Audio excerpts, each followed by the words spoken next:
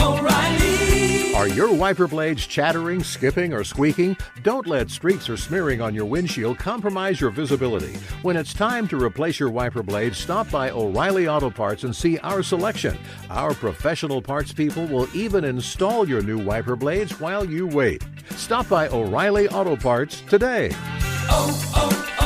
O'Reilly Auto Parts. There's nothing like snook hook sets at dawn or catching a tarpon in the moonlight. Find your next fishing trip made easy on fishingbooker.com and experience the magic of the Sunshine State or any other destination on your fishing bucket list. Book a blue water adventure in search of sailfish or go snapper fishing with the kids. With over 6,000 captains and trips to choose from, planning your next one just got a whole lot easier. Download the Fishing Booker app on the Google Play or App Store, or visit them online at fishingbooker.com to book your trip today. Hey guys, turkey season is in full swing right now, and if you are planning on getting after it, make sure to pick up some Meat Eater Phelps turkey calls to stuff into the old turkey vest or into your fanny pack right now. I carry a few different things. I like to use mouth calls, and I like to use pot calls. Mouth calls or diaphragms, I like them because it gives you hand-free calling, meaning when you're working a bird up close, you can have your gun on your knee, finger on the trigger, ready to roll, and still be making turkey sounds. I like pot calls because I just like pot calls. I enjoy calling with a pot call. Whatever direction you go, including a box call, which I don't personally use too much, but they're fun and great, and I started out with them. Yanni, on the other hand, one of my main turkey hunting buddies, he loves box calls. And what's funny is I'll now and then look to him and give him the look that means get out your box call and find us a turkey. So it's not that I don't like him. I just have Yanni use his. Then I don't have to carry it. Go to Phelps Game Calls. Get calls that are made in the USA and get calls that'll get them close. Find yours at phelpsgamecalls.com today.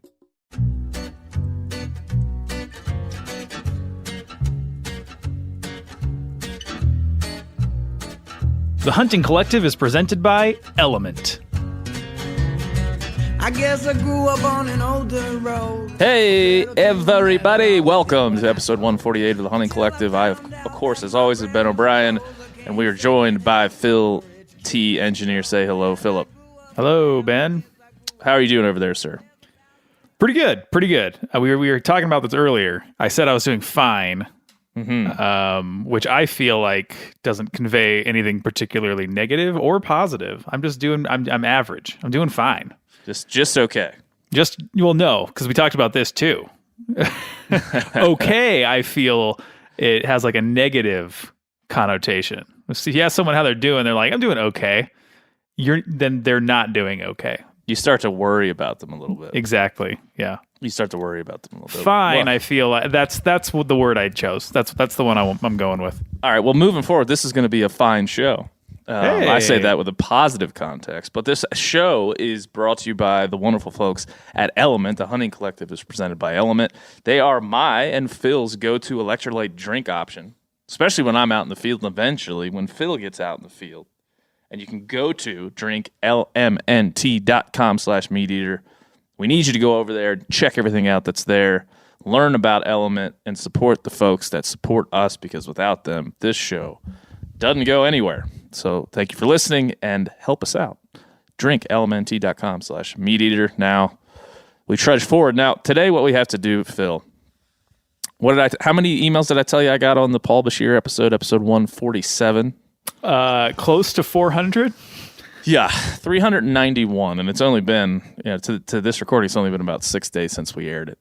We did build it up quite a lot. I think it delivered in some ways, in other ways not so much. But we're going to continue this conversation today with Brian Lynn from the Sportsman's Alliance.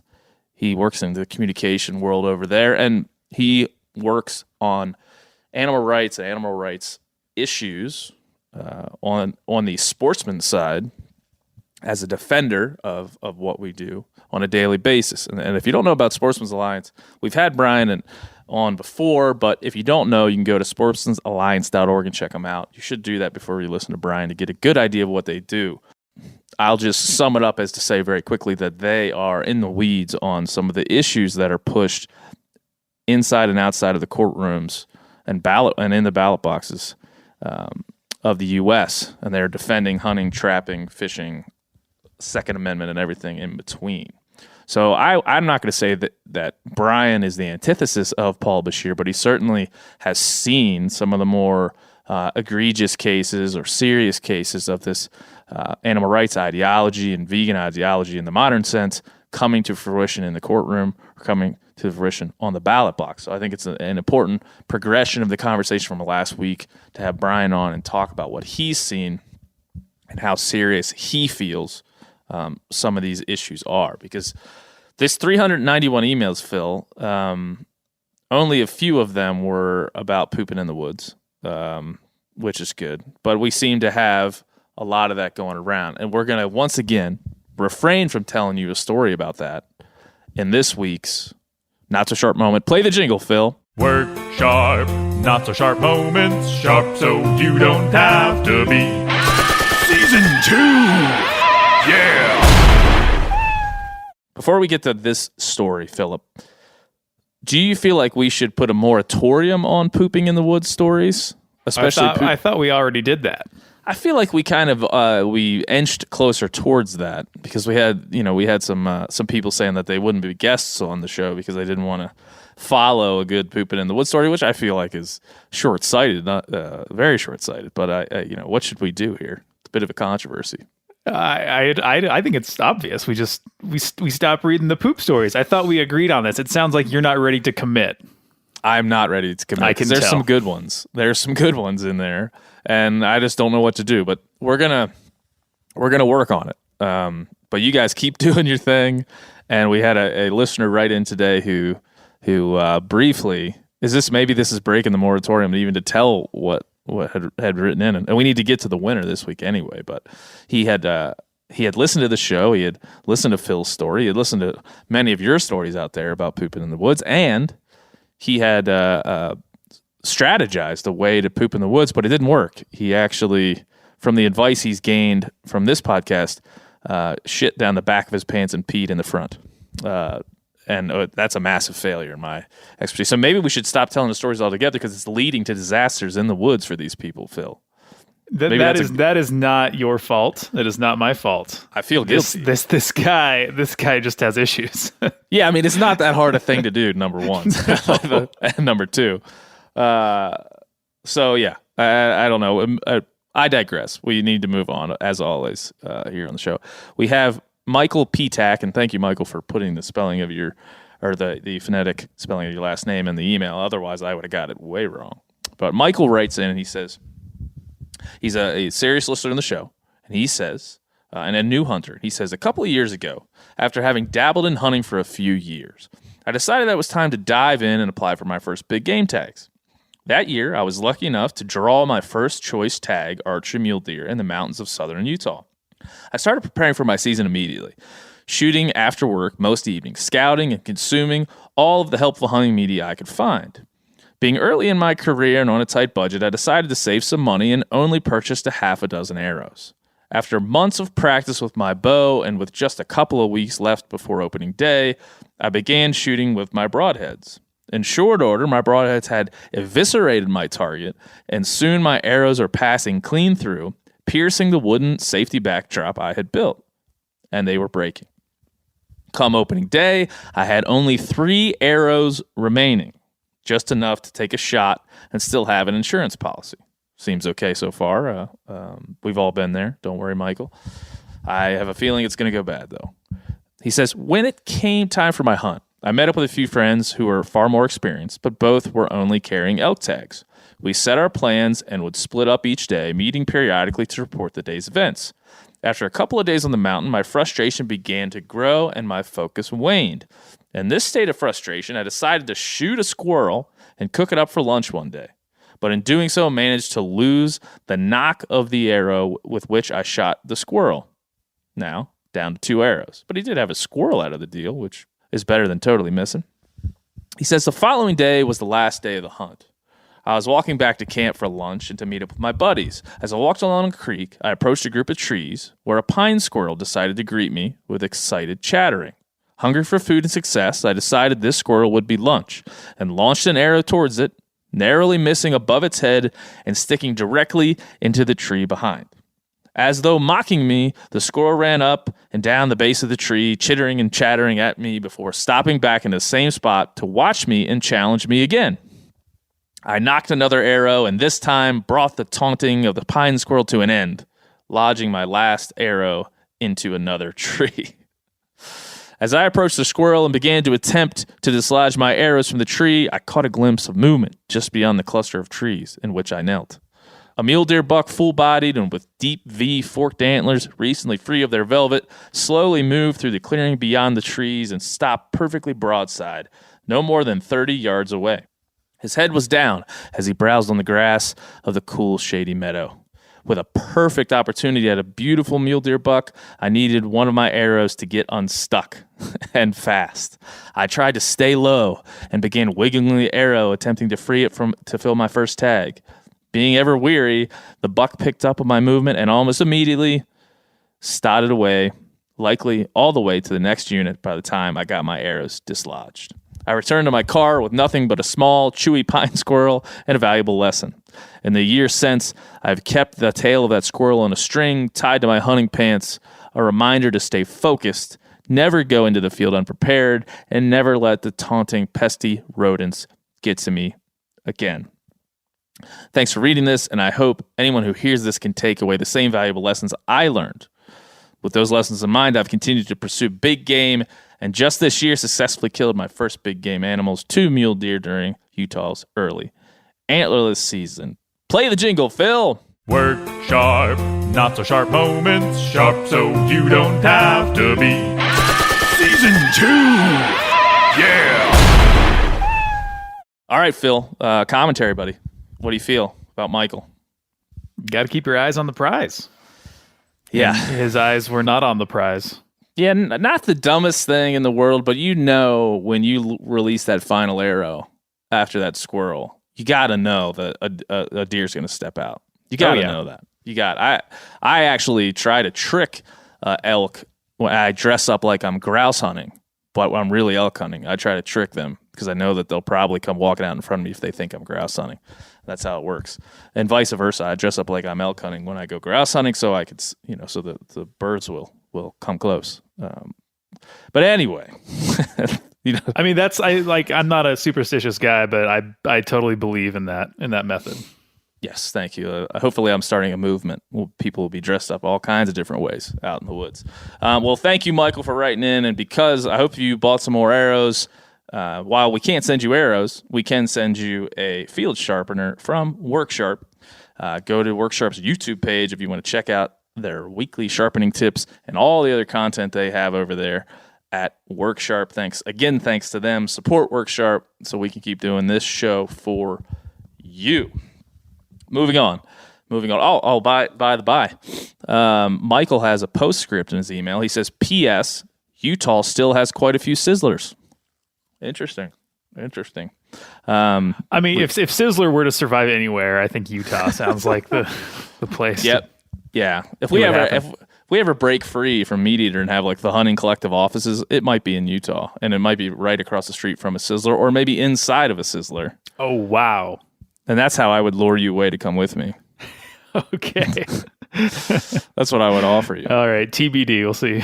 How that goes. All right. Well, listen, I want to read as many emails as makes sense for our opening segment here, getting into our interview with Brian Lynn. Brian listened to last week's episode at my urging and has a lot to say about what he thinks, and we agree on a lot of things. I will say, Phil, all the reaction I got, and I'm hundreds of internet comments and DMs and all these emails, these hundreds of emails, I will say that I would be honest, and hopefully people can see this and what I've posted online and hear this in last week's episode, that I truly remain somewhat open-minded to hearing from animal rights activists and vegans on the points they have to make in terms of the way they see the world. I am fully still open to that. That being said, I did not find much of anything that Paul said to be enlightening, although I enjoyed talking to him and would do it again. And so you'll hear a lot of that when we talk to Brian. But I wanted to let you guys all weigh in. So many of you had very important points about this, very important things to impart. So we'll start with that, and then Phil's going to give at least a minute or two reaction to each email. Hilarious. Here we go. Corey Sheep. I'll just say his last name is spelled SCHEIP, so we'll call it Ship. He says, many thanks for continuing to bring outside perspectives to our pursuit of wild game for the table. It has been and continues to bring me closer to my own understanding of why I get up at 4:30 to chase whitetails in the North Carolina mountains. Your recent interview with Paul Bashir, particularly his own comments about the importance of how intentional we are and seeming to be okay with the lack of knowing how many lives are lost during factory or large-scale farming efforts, brought to mind and a quote from Edward Abbey. Sentiment without action is the ruin of the soul. To say you want to cause quote-unquote less unnecessary suffering, but doing nothing about it epitomizes Abbey's quote. Remaining willfully ignorant to the death you caused, but convincing yourself it wasn't your intention, ergo it is okay, is ignoble at best. Corey. Again, that's a good quote from Ed Abbey. Sentiment without action is the ruin of the soul. This goes to what a lot of you have said and what we've said on the show before. Hunting and conservation work and caring about the land and at some level ethical farming really is something that allows you to understand the rhythms of wild places and the land that provides for us. So that is something. If you remove yourself for fear of causing death, you're doomed, in my opinion. You're doomed to not really understand the balance, the terms like balance and biodiversity, and I think that was pretty true with Paul at a lot of levels. He did say he was confused quite a lot. A lot of you commented on that. As well. So that is one of the things that we talk about with this idea of a proximity ethic. And we talked about that obviously with Paul as well. I really have combined this proximity ethic in terms of my eating to this idea of the fair kill ethic. Combining those two things has helped me along over the last years as I've kind of developed my own ideas. So appreciate it, Corey. We're moving on now. Wait. Phil, you have any comments? No, Ben, you're doing great. Thanks, Phil. We'll continue. There's a lot of other things, but there's a lot of compliment sandwiches out there for the show and for what we talked about. But here's another one. This comes in quite often. Tyler Sock, S-A-U-C-K. He said, Ben, love the podcast, longtime listener, first-time bitcher. I really enjoy the conversation you have with the folks of different ideologies when it comes to eating critters. There is one theme that does come up often in your podcast that doesn't appear to get the nuanced perspective you usually have. That being conventional agriculture equals bad, particularly factory farming. I live in one of the largest pork-producing counties in the USA, and while I do not own livestock myself, I am heavily involved in the maintenance of confinement buildings. Maybe I am just a hardened bastard, but I just don't see the animal cruelty and or poor living conditions. I've seen the videos on YouTube like everyone else, showing some worker abusing an animal and agreeing that those instances are terrible. But I believe it's more of an individual asshat problem than an industry problem. I see overwhelmingly farmers that care deeply for their livestock, even in a confinement building. The buildings are climate controlled, comfortable, and the pigs have food and water at the ready. Also, contrary to popular belief, they just don't stand in their own shit. The floor systems allow the manure to pass through, keeping the animals clean and dry. It is also in the farmer's best interest to keep the pigs comfortable because a stressed animal will not productively gain weight or be profitable. I highly recommend checking out the We Care initiative, pork.org/WeCare, as it lays out the ethics most producers live by. I'll climb off my soapbox. Tyler. Appreciate it, Tyler, man. As always, thank you for listening. What I will say, and I wrote this in an email back to Tyler, tried to reply to most of you as possible. you make a good point, and I don't think when we use the term factory farming, I can see how somebody who was a farmer, even on a medium or large scale, would hear me saying factory farming sucks and want to write an email like that one. I understand. I understand, and I get that.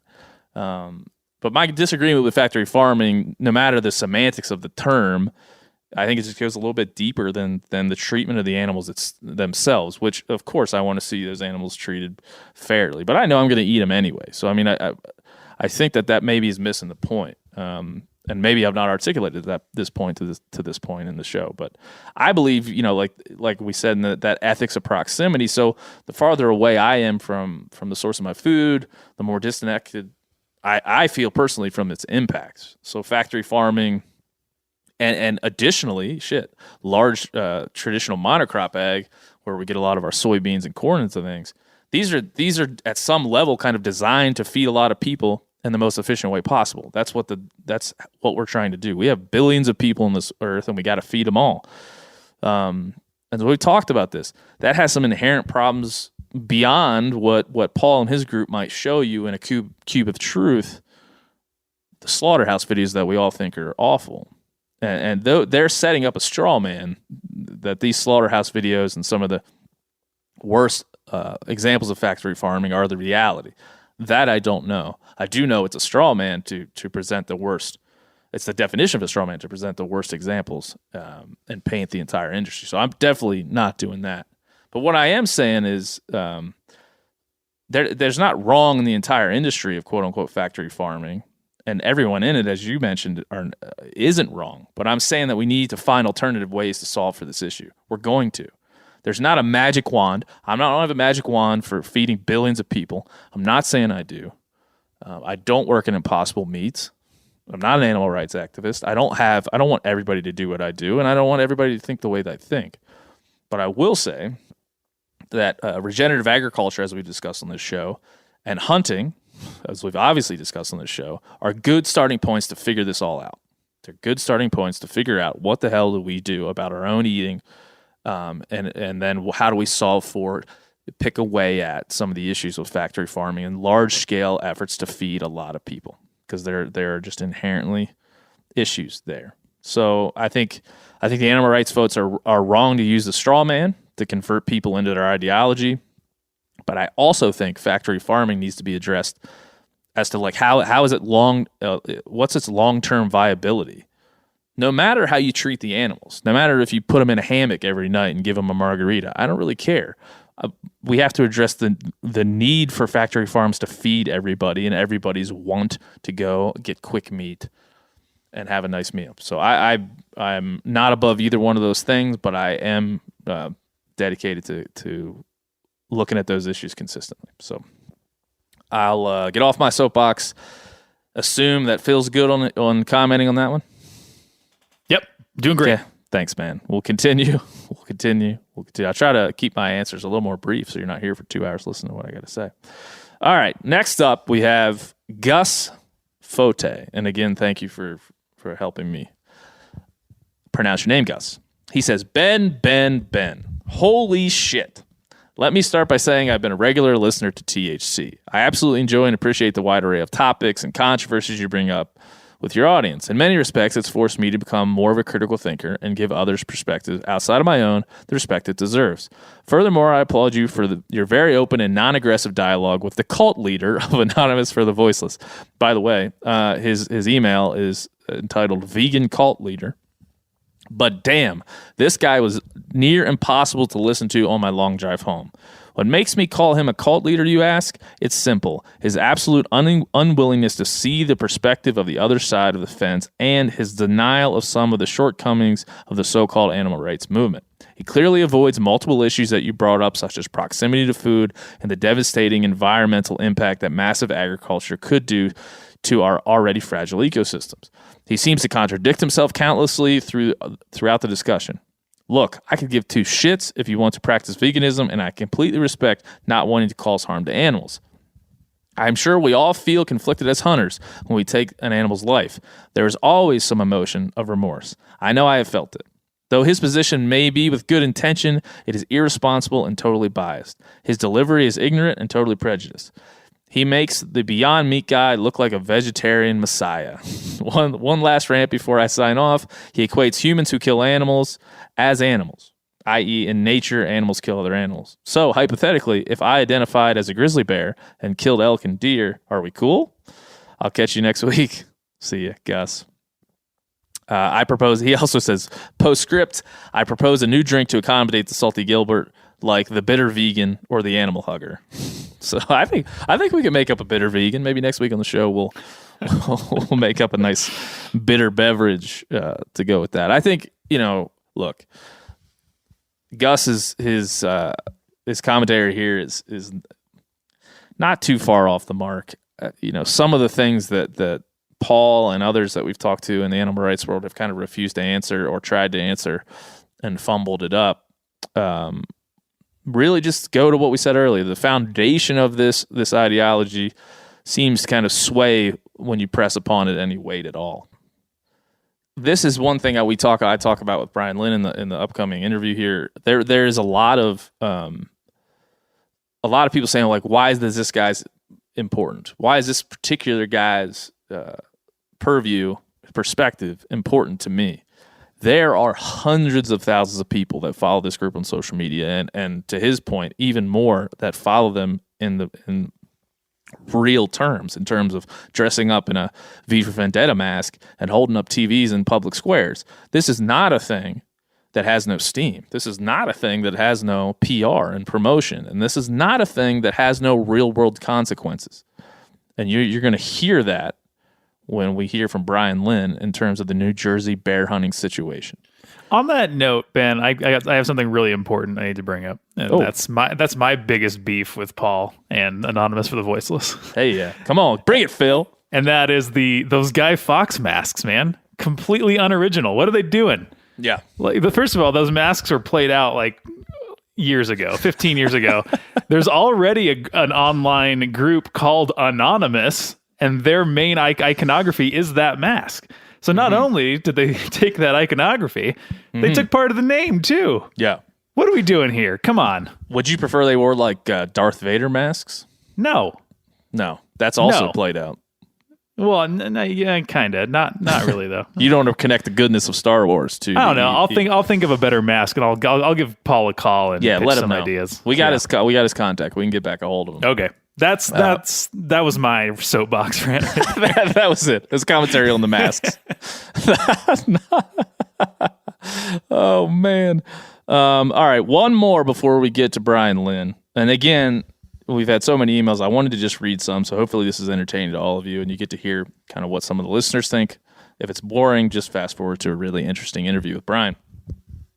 Bryant Lumen, who we've read some emails from him in the past, he says, this was a very frustrating episode that really didn't seem to go anywhere. Paul has boiled down his point of view into such a narrow field of view that he can't see the hypocrisy and holes in his moral compass. He says the point of his organization is to do no intentional harm to animals, which seems all right in passing. But in his explanations and back and forth with you, he noted that animals, like flies, don't deserve as much consideration as an elk, and kept comparing to 1 kilo of beans or rice to killing an elk. Marginalizing groups of animals based on human perceptions of them seems to be a complete violation of animal rights. But because it doesn't fit his narrative, it's okay. And when comparing beans, rice, or other crops to harvesting an animal, there is no quote-unquote objective reality in which spraying at a field, planting, growing, harvesting, and packaging a certain weight/number number of calories of a crop and transporting it to a grocery store would be less animal deaths than driving to hunting land, killing an animal of equivalent weight, calorie load, and packing it to your freezer. This viewpoint was essentially out of sight, out of mind, and he somehow was able to convince himself that because he doesn't know how many animals crop production impacts, that he can assume it's close to zero. Complete bullshit. Sorry for the rant. I'm sure you are on a similar page as I am, but I feel you almost let him off too easily. I assume it has to do with your experience and knowing that no matter how much evidence you throw at people like Paul, it usually makes them just believe their misguided point or of view even more. Bryant Lumen. Again, there was a lot of commentary as to like what I could have done and what I should have done, and I'm sure there's a lot of other things that I could have thrown out there. But to Brian's final point there, I do believe that, like I said in the intro to last week's episode, treating these people like humans that are well-meaning, that are ultimately misguided is the way that I choose to approach this, and I'll continue to approach it that way. But I'll also continue to sit and think about what I learned and whether it's shifted my perspective at all. And as you'll hear in the upcoming interview with Brian Lynn, I think my perspective has only been hardened over these last couple of years of exploring these ideas rather than softened or shifted in one way or the other. And so, here's Brian Lynn of Sportsman's Lines. Enjoy.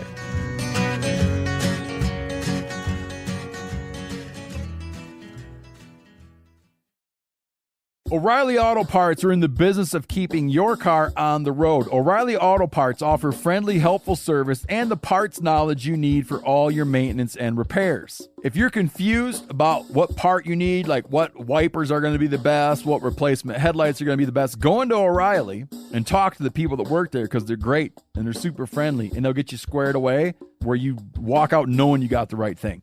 They've got thousands of parts and accessories in stock, either in-store or online, so you never have to worry if you're in a jam.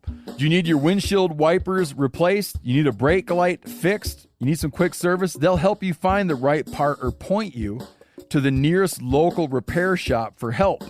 The professional parts people at O'Reilly Auto Parts are your one-stop shop for all things auto do-it-yourself, and you can find what you need in-store or online. Stop by O'Reilly Auto Parts today or visit us at O'ReillyAuto.com/MeatEater. That's O'ReillyAuto.com/MeatEater. There's nothing like snook hook sets at dawn or catching a tarpon in the moonlight. Find your next fishing trip made easy on fishingbooker.com and experience the magic of the Sunshine State or any other destination on your fishing bucket list. Book a blue water adventure in search of sailfish or go snapper fishing with the kids. With over 6,000 captains and trips to choose from, planning your next one just got a whole lot easier. Download the Fishing Booker app on the Google Play or App Store or visit them online at fishingbooker.com to book your trip today. You ever get that feeling you're stuck inside staring at screens and a primal urge kicks in? You crave wide open spaces, fresh air, the chance to connect with the land. Well, maybe it's time to find your own piece of the wild, but searching for property can be a maze. That's where Land.com comes in. They got millions of listings across the country, from mountain ranches to hidden fishing holes. Their search tools are like a seasoned guide helping you narrow down what you want. Land.com isn't just about buying and selling. It's about finding a place to hunt, fish, explore, or simply sit by a campfire and listen to the crickets. So head over to Land.com today to turn one day into today, because trust me, there's nothing quite like the feeling of standing on your own piece of earth. Brian Lynn, what the hell are you doing, man? I don't really know. It's Friday. It's just trying to get through the day, drink my coffee, take it to the animal rights activists. I don't know. Well, listen, I have you on for a lot of reasons. Chief of which is that I forced you to listen to last week's episode. I made you sit through it. You were drinking what, Bud Lights? Yeah. During this, you made me drink 3 Bud Lights to get halfway through that.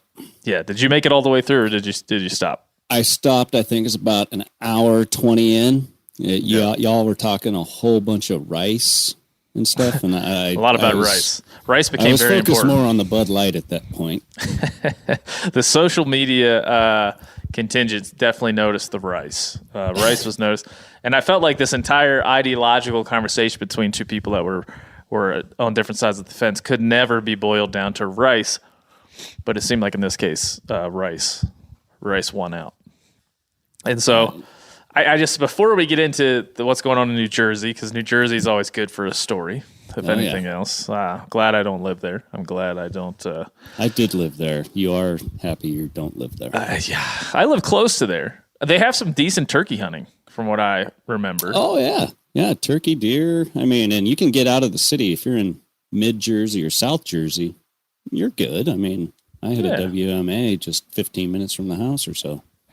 So that's good. See, Jersey, it's going to be like a compliment sandwich here. We're going to, on the back end, we'll throw you a compliment too. But before we get to that, I know everybody is all fired up. I got hundreds of emails. I got even more DMs. Everybody had a reaction to last week's episode, and that makes sense. We've already kind of went through some of the emails. We've went through some of the specific reaction we wanted to get to. But if you guys, Brian's going to tell you what he does here in a minute. He's this second time on the podcast, but I feel like it's perfect to have you on because you deal with this ideology as a quote-unquote animal rights activist and animal rights ideology just about more than anybody at the Sportsman's Alliance, both on a cultural level, but also just in a policy level and the lawsuits and all the things that we deal with there. So quickly tell folks what you do and then give them your experience with animal rights. Yeah, so the Sportsman's Alliance, we protect hunting, fishing, trapping nationwide, all 50 state legislatures. So you get some bad bills that are coming in, introduced by, some Chicago guy in Illinois, and it impacts the southern Illinois dog hunters or deer hunters or whatever. We are the ones going to bat and calling those guys and trying to explain our situation and why it's bad. And if that doesn't work, then we start playing the political game and putting pressure on them, working through committees, trying to change those bad parts of the bill, whether it's simple language or it's an outright anti-hunting bill. Also working state and federal court. So, Jersey is going to be a state lawsuit we're in. The federal would be, the delisting of wolves and grizzly bears. So we work there, and then ballot initiatives such as Montana. A couple years ago, you guys had a trapping bill or trapping ballot initiative that ended trapping on public land specifically. And so we headed up. We came in and worked with the guys on the ground there, and find the messaging and worked that whole ballot initiative and to defend the right to trap on public lands. We did that in Maine a couple of times with bear hunting. So we work on those three different prongs to protect hunting and fishing and trapping. Yeah, and so you've kind of been through the entirety of the reasoning and the perspectives, and both from a legal sense, but also just from a, like I said, philosophical and ideological sense of what we would all encompass into be like this animal rights movement, the individualism of it, and then how it manifests itself in public policy. Yeah, and it's always been something I've been interested in. I mean, going back to when I was at ESPNOutdoors.com, I got into this, following this philosophical or ideological ideas that, when you first talk to them or somebody who doesn't know talks to them, it's like, oh, okay, well, that sounds, plausible and decent, and oh, you're right, and you start going down this hole. But what you're doing is you're only taking in one side of the information. You're suspending reality and suspending facts, and that's the only way these things work. And it's really just an ideological belief system. It's basically akin to religion, and it has its own radical side that with religion, that kind of dovetails there. Yeah. And this is I have our history of this podcast, folks that listen will know. This is our second conversation. Paul Bashir was our second conversation. What I would say is like top level animal rights leaders in the community. A lot of people had asked after listening to the recording with Paul, how many people believe what this guy believes? Is this a very radical? I mean, I describe their ideas as radical, but not the group itself, because there are hundreds of thousands of people that follow these people on social, that thousands of people across the world that take part in demonstrations on their behalf. It's part of the organization. So it's no small potatoes. It's not just one guy with some ideas that most of the listeners of this podcast do not believe. I would say hopefully all, but most don't believe in. So it's not that these ideas that were presented last week and that threw a lot of people for a loop. I mean, most people say, I couldn't get it through it. Ben, you did a fine job. Thanks for trying, but I couldn't do it. Like that was probably, if I had to, like I said, we've already read some emails, but if I had to kind of summarize everything, that's what it was. And I in my reply is like, you have to listen, because this is not just a few people. This is hundreds of thousands, just this individual group, espousing these ideologies and approaches to wildlife and wildlife management and everything else you might want to mention. So, and you did a good job. I mean, I'll give it to you. You were like Zen. I don't know what if you were meditating or what you were doing, but you did a good job. And, you kept talking to him. I listened to it, and it's probably like a marriage counselor would say that I was, I'm listening to respond, not to, actually hear him. Yeah. It is. It's just two different worldviews. Yeah. And so when I'm listening to it, I'm listening to these things that he's saying to justify his viewpoint. And as he's trying to make these points to other people, it's suspending reality. He kept saying we need to protect and stop taking away rights from the animals. My response is, what rights do animals have? In nature, it's not like the wolf goes on trial for eating the sheep. That's not murder. They don't have a right to a trial. We're not going to go, oh, hey, you're this. Rights are a human construct, not a natural construct. And he's applying a human construct to the animal kingdom. It's not Disneyland. These animals aren't out there playing like Thumper and Bambi. It's eat or be eaten.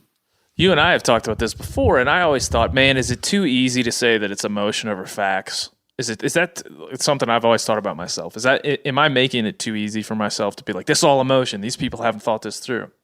I can tell you, and I've said this to people that have asked that I really respect, after talking to these individuals, I went to the Dingo Den in Berkeley, California, and talked to an animal rights activist. I was in the Dingo Den and sat there with them. And they filmed me, and I filmed them, and we recorded a podcast. I talked to the leader of Anonymous for the Voiceless. With an open mind, as hopefully everyone could hear. I wanted to demonstrate a objectively open mind to what they had to say. And I didn't want to be right. I wanted to hear and listen and understand. And when I come out the other side, I think I was right all along. It is emotion over facts and reality. And some of the conversations we've had in the past and about this, I think still stand to me. That I think they were proven to be true. And that's you can listen to these conversations we've had on this show, and I think it should prove to you that a lot of this is not based on objectively looking at wildlife and human interaction and saying, we want that to be better. We want everybody to get out of it what they can. We want the value systems to stand. We want animals to have the highest possible value within our society, and we want the cohabitation to be as streamlined and natural as possible. That's not what's happening in those cases. It just isn't.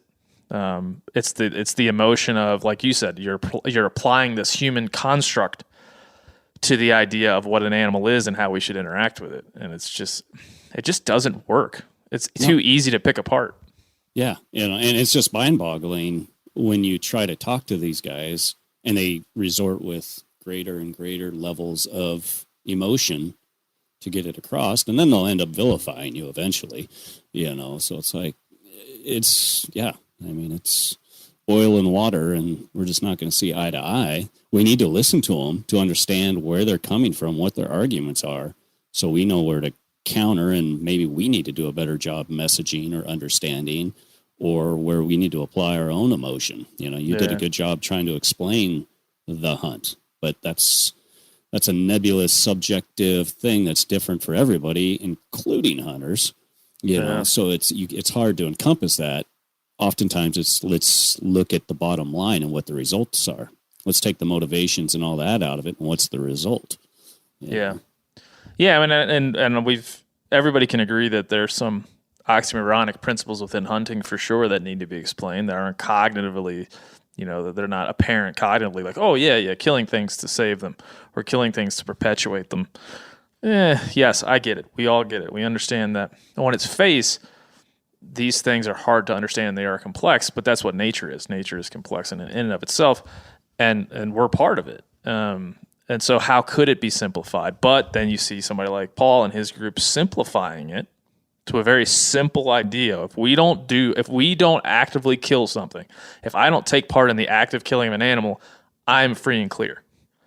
If I don't have to see it, and if I can tell myself that I don't have anything to do with death of wild animals or domesticated animals, I'm in the clear now.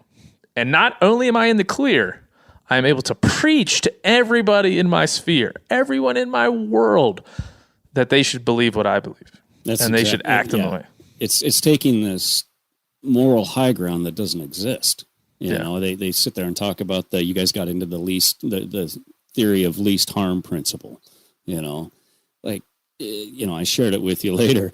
The Oregon State professor who looked at that, like, if you're talking organisms dying in the production of food to feed the meat eater versus the vegan, they're actually, you can argue, killing more.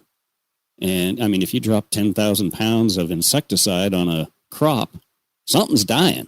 You know, if you're flooding it, if you're combining, whatever. And when you start talking, you know, insects, you start talking aphids, you start talking that stuff, you're piling up the bodies. Well, their belief system is speciesism, you know, and so where do you draw the line?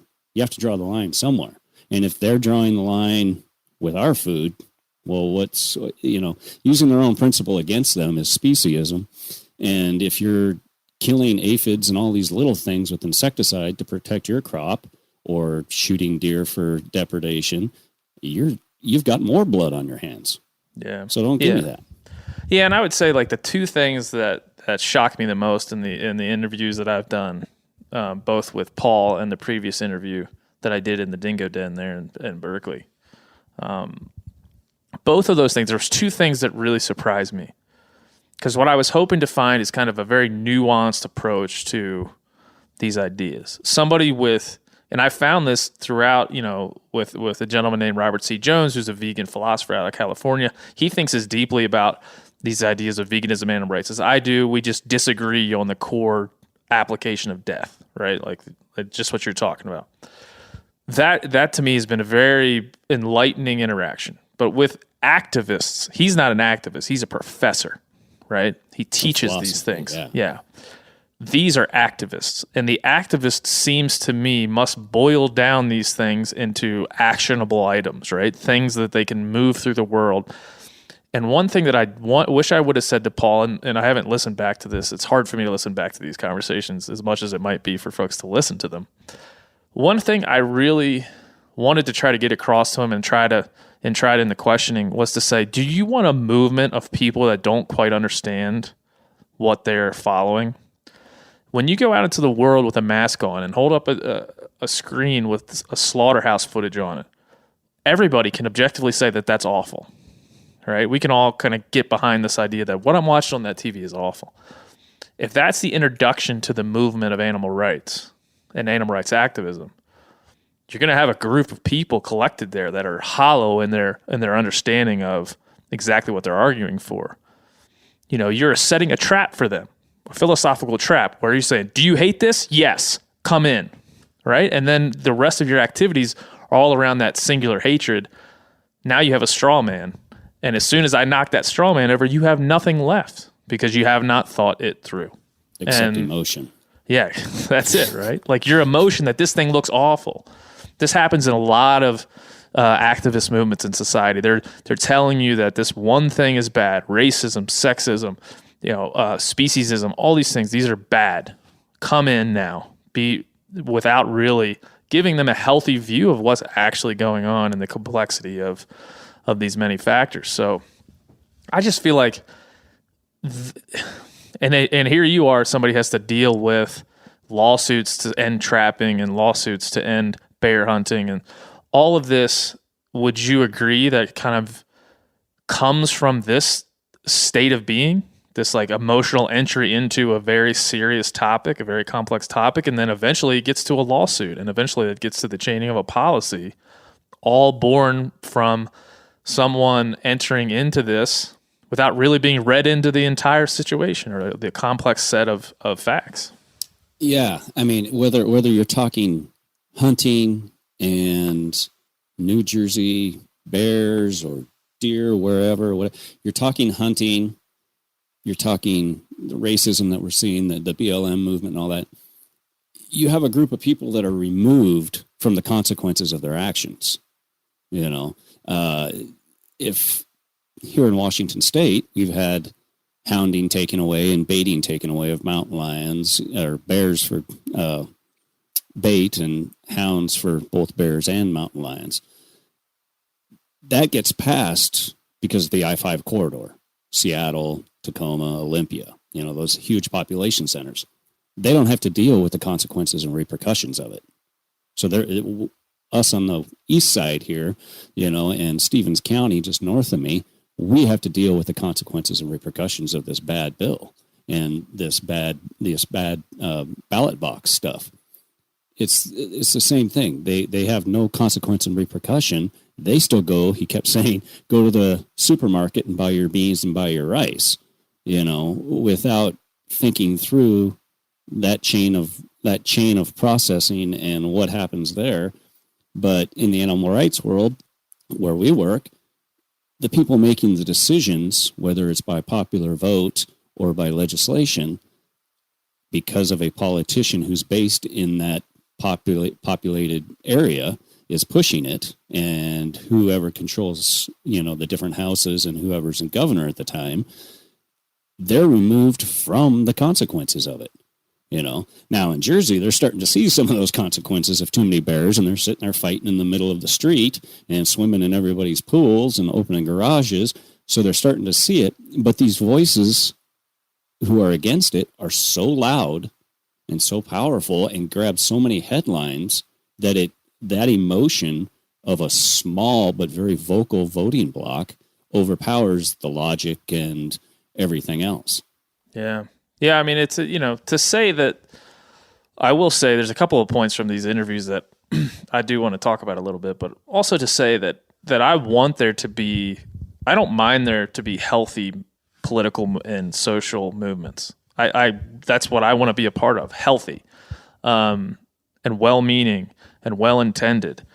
And when it comes to animal rights, I feel like sometimes if you're getting people in or around this straw man idea, then you kind of are welcoming an unhealthy community, a community that isn't seeking objectivity. And that's what I want to see within the hunting community, within the people that go do this. Let's seek the objectivity of like what's right and wrong here. We're not saying every application of hunting is right in that instance. I'm not saying that, but we should have a healthy debate around it. And I'm saying this from experience, not because I just came up with this idea in a vacuum. It just doesn't seem like the animal rights world has developed a healthy approach to this in terms of how objective they can be. And we've seen that. And in two examples of that, with Paul, I was very surprised that we boiled this down to like going to the grocery store versus not going to the grocery store. And he was arguing for buying rice at the store being a solution to animal rights, to be a solution. I didn't expect that. I thought there would be more depth to it. I just didn't think that that's where it would stop and fixate. I was wrong. That's where we stopped and fixated.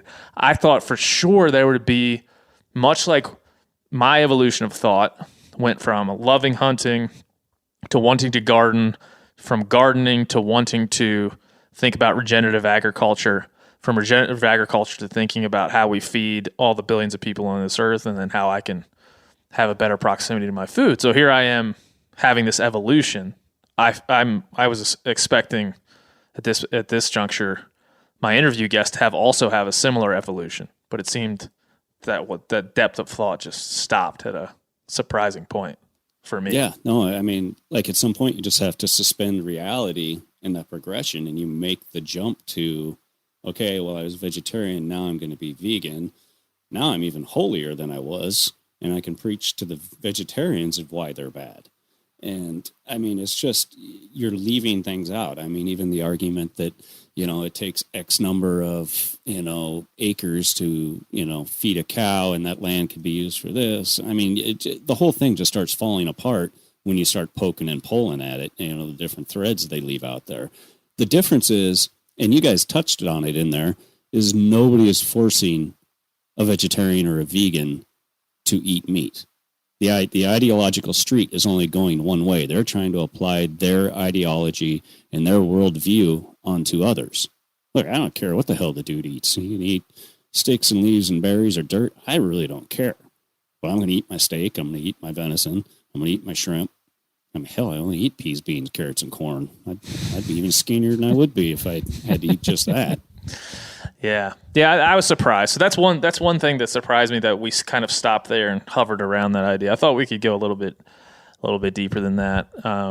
But again, maybe we have another conversation and maybe we get a little deeper. Who knows? The other conversation we had earlier on the show, and something that I definitely wanted to touch on with you, and if you've thought about this or heard this, was this idea of bodily autonomy. The idea that part of this animal rights movement is that animals themselves should have bodily autonomy, meaning that we shouldn't be able to force anything on them that they don't choose. You know, that's something I've heard from several animal rights activists throughout these conversations. But then when you start to dig into the fact that bodily autonomy itself, much like rights in a general sense, are a structure of human thought, you know, and human analytical thought about how we interact, that starts to break down immediately. And one of the other interviews we did on animal rights, the interviewee, who has since kind of he's been a little combative, so I'm not going to mention his name. You can go back and find that interview. Most of you will know what it is. When I was in the Dingo Den, they mentioned bodily autonomy, but at the same time, when we started talking about how you would control predators in urban and suburban situations, said, well, you could maybe put a chip in there to completely reconfigure how they move and think. I'm like, what about bodily autonomy, man? Yeah. What I don't understand. And so this is just another example, I think, of where the application of a human construct falls apart immediately when you start to apply it to wild beings, things that don't live under the same constraints as we do. Have you run into? I think they have bodily autonomy. Like, it can walk into my spread. It can, walk up to the decoy. I'm not making it do that. It's like, this is Darwinism at its finest right here. Like, the dumb one gets removed. That's bodily autonomy right there. What other hypocrisies are out there? Like, are there other things that you've seen, even in lawsuits and in other situations, that just scream of a similar hypocrisy, or at least like a disconnection? Oh, the whole thing. I mean, all of it is just hypocrisy. It's this holier than thou, taking this fake moral high ground and telling other people how they should live, applying their thought processes and their worldview to everybody else. It's all just hypocrisy. We all have blood on our hands. Nobody's getting out of this life without blood on their hands. You can argue least or more or whatever. It doesn't matter. Using their own thought process of taking a life is murder, well, then they're just as guilty. Does it matter if you killed 50 million or you killed 20 million? No. So I don't know. The whole thing is hypocritical.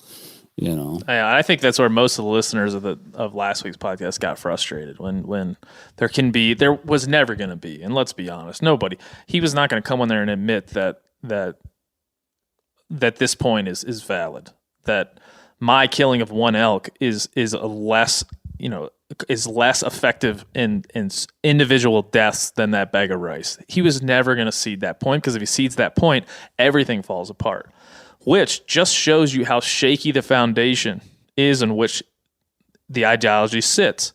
And again, I've said before, I wanted to have a very human conversation with Paul. He was a nice guy in the end to me. We had like a nice kumbaya at the end, and I would talk to him again.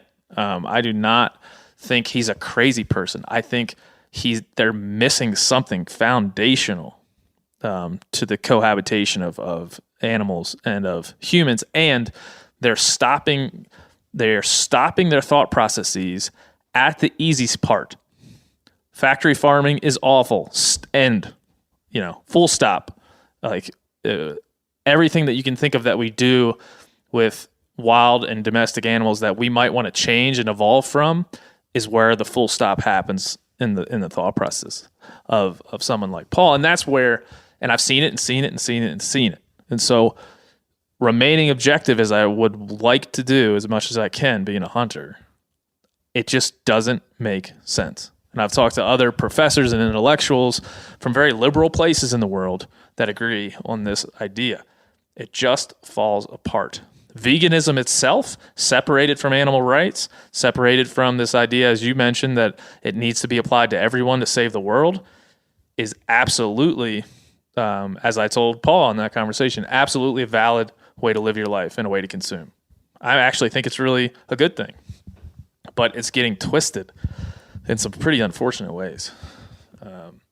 And you have to deal with that every day. You have to deal with that in your daily life. I just invite them on my podcast every once in a while, and we chat. So we'll leave that behind. But I wanted you to listen to that and just kind of, just get an idea of how a conversation like that would go, and maybe where it could go next. If you had to advise me on what to say to Paul next time we chatted, what would you say? Ugh. Drink Bud Light. Yeah, for sure. No, I think he did great. Like you said, nobody's mind was going to be changed. So you were really trying to talk to him and give him a platform to legitimize his points to another audience. And it just fell apart. He couldn't do it. It was like a one-trick pony watching this. He just kept going back to this anthropomorphization of animals, applying human constructs and human emotions to animals that just don't exist. And it just starts falling apart. Me, like I said, I'd be the bad person in the marriage counseling because I'd be listening to respond and start pointing out the hypocrisies of, least harm principle and, even factory farming. Okay, it's not great. It's pretty bloody, whatever. We have 8 billion people on the planet too. And at some point we have to provide food for them and protein. And you can get into the scientific stuff of protein, meat versus plant protein, blah, blah, blah, blah, blah. But the same principle applies on the factory farming, for row crops. Taking up habitat, pushing the family farmer out, for these large industrial farms. All the same stuff that is allowing him to eat by going to the store and buying rice, which is one of the most destructive crops there is, and beans, can be applied to him. So, the whole point's hypocrisy. Yeah. And we've often talked on this show about this idea of change versus loss. One of the more effective ways to communicate to somebody is to present an idea as change, not loss. If I say I'm taking this away from you, what are you immediately going to do? Fight for it. Punch you in the mouth. Punch me in the mouth to get it back. You don't want me to take stuff away from you, right? But if I'm like, over time, we're just not going to do that anymore. You're just not going to be able to do that over time, right? We're going to apply that. I think that within this movement, if you're going to call it a movement, the more radical section of it is represented by Paul, but we also had a guy on from Impossible Meats, Impossible Burger, and we talked about this. And their idea, I think it will, over time, again, I'm not saying it's a good faith idea, but their idea over time is to present it as change, not loss. Paul's issue is he's saying, I'm taking this away from you. You stop doing it or you're a murderer. And then you have Impossible Foods with probably a more deception-based intellectual argument of like, hey, look, you can have meat as a plant, and meat is bad, plant is good, and here we are. They're representing change, and he's representing loss. And again, I didn't want to fully go through that with him, but that's another thing that I sat back. I'm like, man, if you're going to get this radical opposition, if you're presenting, I want to take your livelihood away. I want to take what you do away. I want to end this and stop this. And that's the presentation. Now, at the heart of Impossible Burger is the same idea. They want to stop all meat as well. But they are presenting it in a way, forward-facing, that seems like incremental change. And that's why it's a burger and not a stalk of broccoli or a head of lettuce or whatever. That's what they're trying to do. And so there's lots of elements to it, but it's a real movement. And Paul's ideology and the way he looks at the world is not unique to him in any way. And it's a worldwide movement. You know, and it's death by 1,000 cuts. It's moving the ball slowly down the field, with Impossible Burgers and Meatless Mondays in school, or Paul is at the other end of the spectrum where, he is going for the Hail Mary pass instead of taking first downs all the way down the field, and it's a death by 1,000 cuts approach, which is what we see here in North America. But as you said, it's a worldwide. What happens in Africa goes through Europe, which then comes here, and then to Australia and such. Whatever happens in Africa and Europe hits here. We see it happen when a domino falls there. You see Humane Society of the United States and Center for Biological Diversity and everybody leverage that into legislation and lawsuits here and ballot initiatives here in the States. Yeah.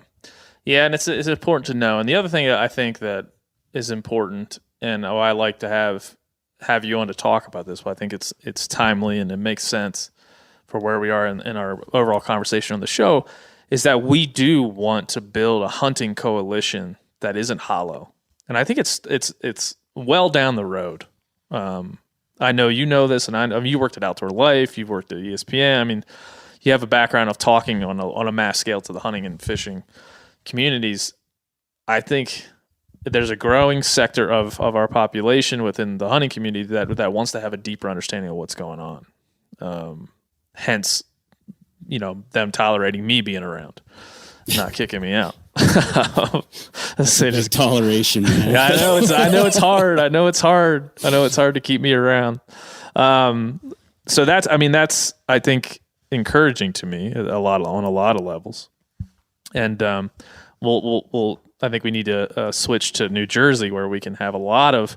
This is like an amplified scenario of what we're talking about here. But I would just say that I would encourage, while it is going to piss a lot of you off when you hear somebody like Paul, I would encourage you to kind of take a step back from that and try to understand their point of view and try to then allow that to make your opinion, your purview within the hunting world, your perspective, a healthier, more well-rounded approach to. If you're going to argue for hunting, you got to listen to this guy that thinks you're murdering animals. You have to, in my opinion. And we've on social media and the news media, we've developed these bubbles. We always talk about these ideological bubbles. We got to get out of that. And if we can, then we're going to be stronger as hunters.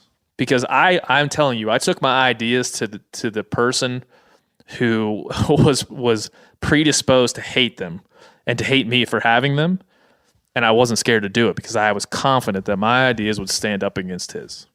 And I only got that way from really thinking it through and spending a lot of time talking into a microphone. So, and you have those extremes, but that's not who we need to talk to. We need to understand where they're at and what they're saying to the people in the middle, or the 20% or 30% that don't support hunting, who are somewhere in the gray, somewhere in that scale. And that's who we need to talk to and need to have a decent argument, which is we both, and you've said it before, is we both want the same thing of healthy wildlife and, animals. My own girlfriend was anti-hunting. and here she walks into my house and I got bear rugs up and antelope heads and ducks flying everywhere. And, I kind of started talking to her about it. Like, hey, those things are going to go and they're either going to starve or get disease or whatever, and just walked her through this. And over time, she started to understand it. She's coming around and say, oh, okay. Yeah, and I think this, if it's your girlfriend or somebody like Paul, like really what they're asking, even if they're like developed past actually asking this question, is this good for all of us? Is hunting good for society? Is it good for everybody? I think the people in the middle, and I'm glad you said that because you're 100% right. The people in the middle who just haven't been exposed to hunting, it's way too easy to look at it and think it's wrong. It's too easy to convince someone that killing an animal is wrong. It's as is evidenced by Paul and his group. It's too easy to throw it out there and be like, look how ugly it is. Be like, oh my God, that's horrible. Don't do that. it's like showing them a horror movie and being like, see, you're scared, right? You're scared. Be like, yeah, yep, that's a horror movie. It's meant to elicit that emotion. And so it's good to know that like there are groups of people out there, and I've seen them, you've seen them. A lot of times we call them adult onset hunters. Well, I talk to these folks all the time that came to a point in their life where they wanted to think about the proximity to their food and how it was killed and what their impact was. And instead of running to veganism, they came to hunting. And I'm glad they did. I think going to veganism is fine as long as you don't go all the way to animal rights. Either way you go, I don't care. But just don't find yourself at the extremes. And if you're in the hunting community, do not find yourself at the extremes. Don't go yelling at vegans on the street. Don't go yelling at vegans on the street. And just don't be that. Don't be the opposite of what's going to get us to where we need to go. So we need to talk about New Jersey. Again, compliment sandwich. New Jersey's a lovely place. It's the home of, the Giants? The New York Giants, maybe? Yeah. Yeah, the New Jersey Devils. Is that still a thing? The team? Hockey team? I don't know. Hockey is basically soccer on ice. Sorry for... Yeah. Like it. Oh. We got a lot of Canadian listeners here. They might not be. Yeah, we love New Jersey. You're part of our nation. You're just a different part. You're part of our family. You just have to sit at the kiddie table in this case. It's not even all of Jersey. It's just North like Jersey. Yeah. It's northern Jersey. Like I took the train through northern Jersey every day going into Outdoor Life in Manhattan. And, where I live down in central Jersey, outside Princeton, Hamilton area, and South Jersey, it's as, normal as everything else pretty much. But that North Jersey and the government there is pretty, Sopranos, man. Okay, so I know we got to microwave this down. I feel like we've talked about this on the show. I know we have in general, but I think last time you were on, we talked about New Jersey. We had to have talked about New Jersey bears. I'm almost sure we did. But microwave down the history here. We'll come up to kind of what's happening right now in the political cycle, but give people the history of bears in New Jersey and kind of how, in your mind, things have progressed. Well, they have the densest population of bears and densest population of people, mostly up in that northern part of the state. And so, of course, for years, this is going back to the early 2000s, they didn't have a hunt starting back in the 70s because there weren't a lot of bears. And then in the early 2000s, it's like, hey, we need to start balancing this. And there was a hunt, and there wasn't a hunt. And then Chris Christie was in office, and he put the hunt in, and there was moves there, and there was a hunt. Well, of course, that's controversial, and now it's this flashpoint. It's a political flashpoint, So under Chris Christie, the bear management plan's put in. They're following it. Fish and Game Commission is bound by law to follow this bear management plan, which has a 5-year shelf life. And so the hunt's been on again, off again over the last 20 years. It's been on now for the last 4 and a half. This is the 5th season. And the bear management plan expires in June. And so that's, just a real condensed piece, but it's become this huge political flashpoint whenever there's gubernatorial elections or a move one way or the other, or basically every October when this comes up for the October and December seasons, the protests, the headlines, all that stuff creeps back up. Yeah, so, to the point where, you're saying, to the point where politicians, and we'll talk about specific individuals here, are campaigning on this issue. Local, state politicians are campaigning on, I will stop the bear hunt. Literally, that's one of the promises Governor Phil Murphy made on the campaign trail was stopping the bear hunt. He's going to stop the bear hunt, and he's done what he can do legally. Now, the other side is saying he hasn't gone far enough, obviously. But they say he can just stop it outright, which he can't. That's already been legally upheld that he has to apply the bear management plan. Yeah, so you guys are working with several groups, right? Safari Club, the New Jersey Outdoor Alliance, and others. And you guys have placed a bear expert by the name of Dr. John McDonald on the stand to testify here. Explain Dr. McDonald and kind of his background, if you can. I just know a little bit what I read in kind of the closing arguments and stuff. I believe he's from Massachusetts. He's a bear expert. He has been on the review process for a predatory, part of the peer review process for a huge journal, academic journal. He's well versed in bears. There was a long list of credentials that I just kind of glanced through real quick as I was reading this, but he was pretty impressive. Yeah, it sounds like I was reading some of his quotes and some of the things that he's done in the past. I think to call him a bear expert would probably be pretty legit. Maybe we'll get to talk to him in the future on this one. So I want to back up, make sure people understand where we are. The governor of New Jersey did something on state lands that when I looked at it as a public land advocate and an advocate for access, not only to land, but to the wildlife that inhabit that land, was shocking to me. And on its face, just purely makes me angry. He closed state lands. He closed the bear hunt on state lands, right? Because he doesn't have purview over federal lands, correct? Can you take us through that, like how that went down and what? So how long it's been going? So he got into office, promised that he was going to shut down the bear hunt. He can't do that. He just can't unilaterally shut it down. So what he did is he went at it from the viewpoint and the argument standpoint that he is the land manager for state lands. And as the manager of those lands, they can close them down out of a caution of abundance of safety. And so that was their reasoning to shut it down.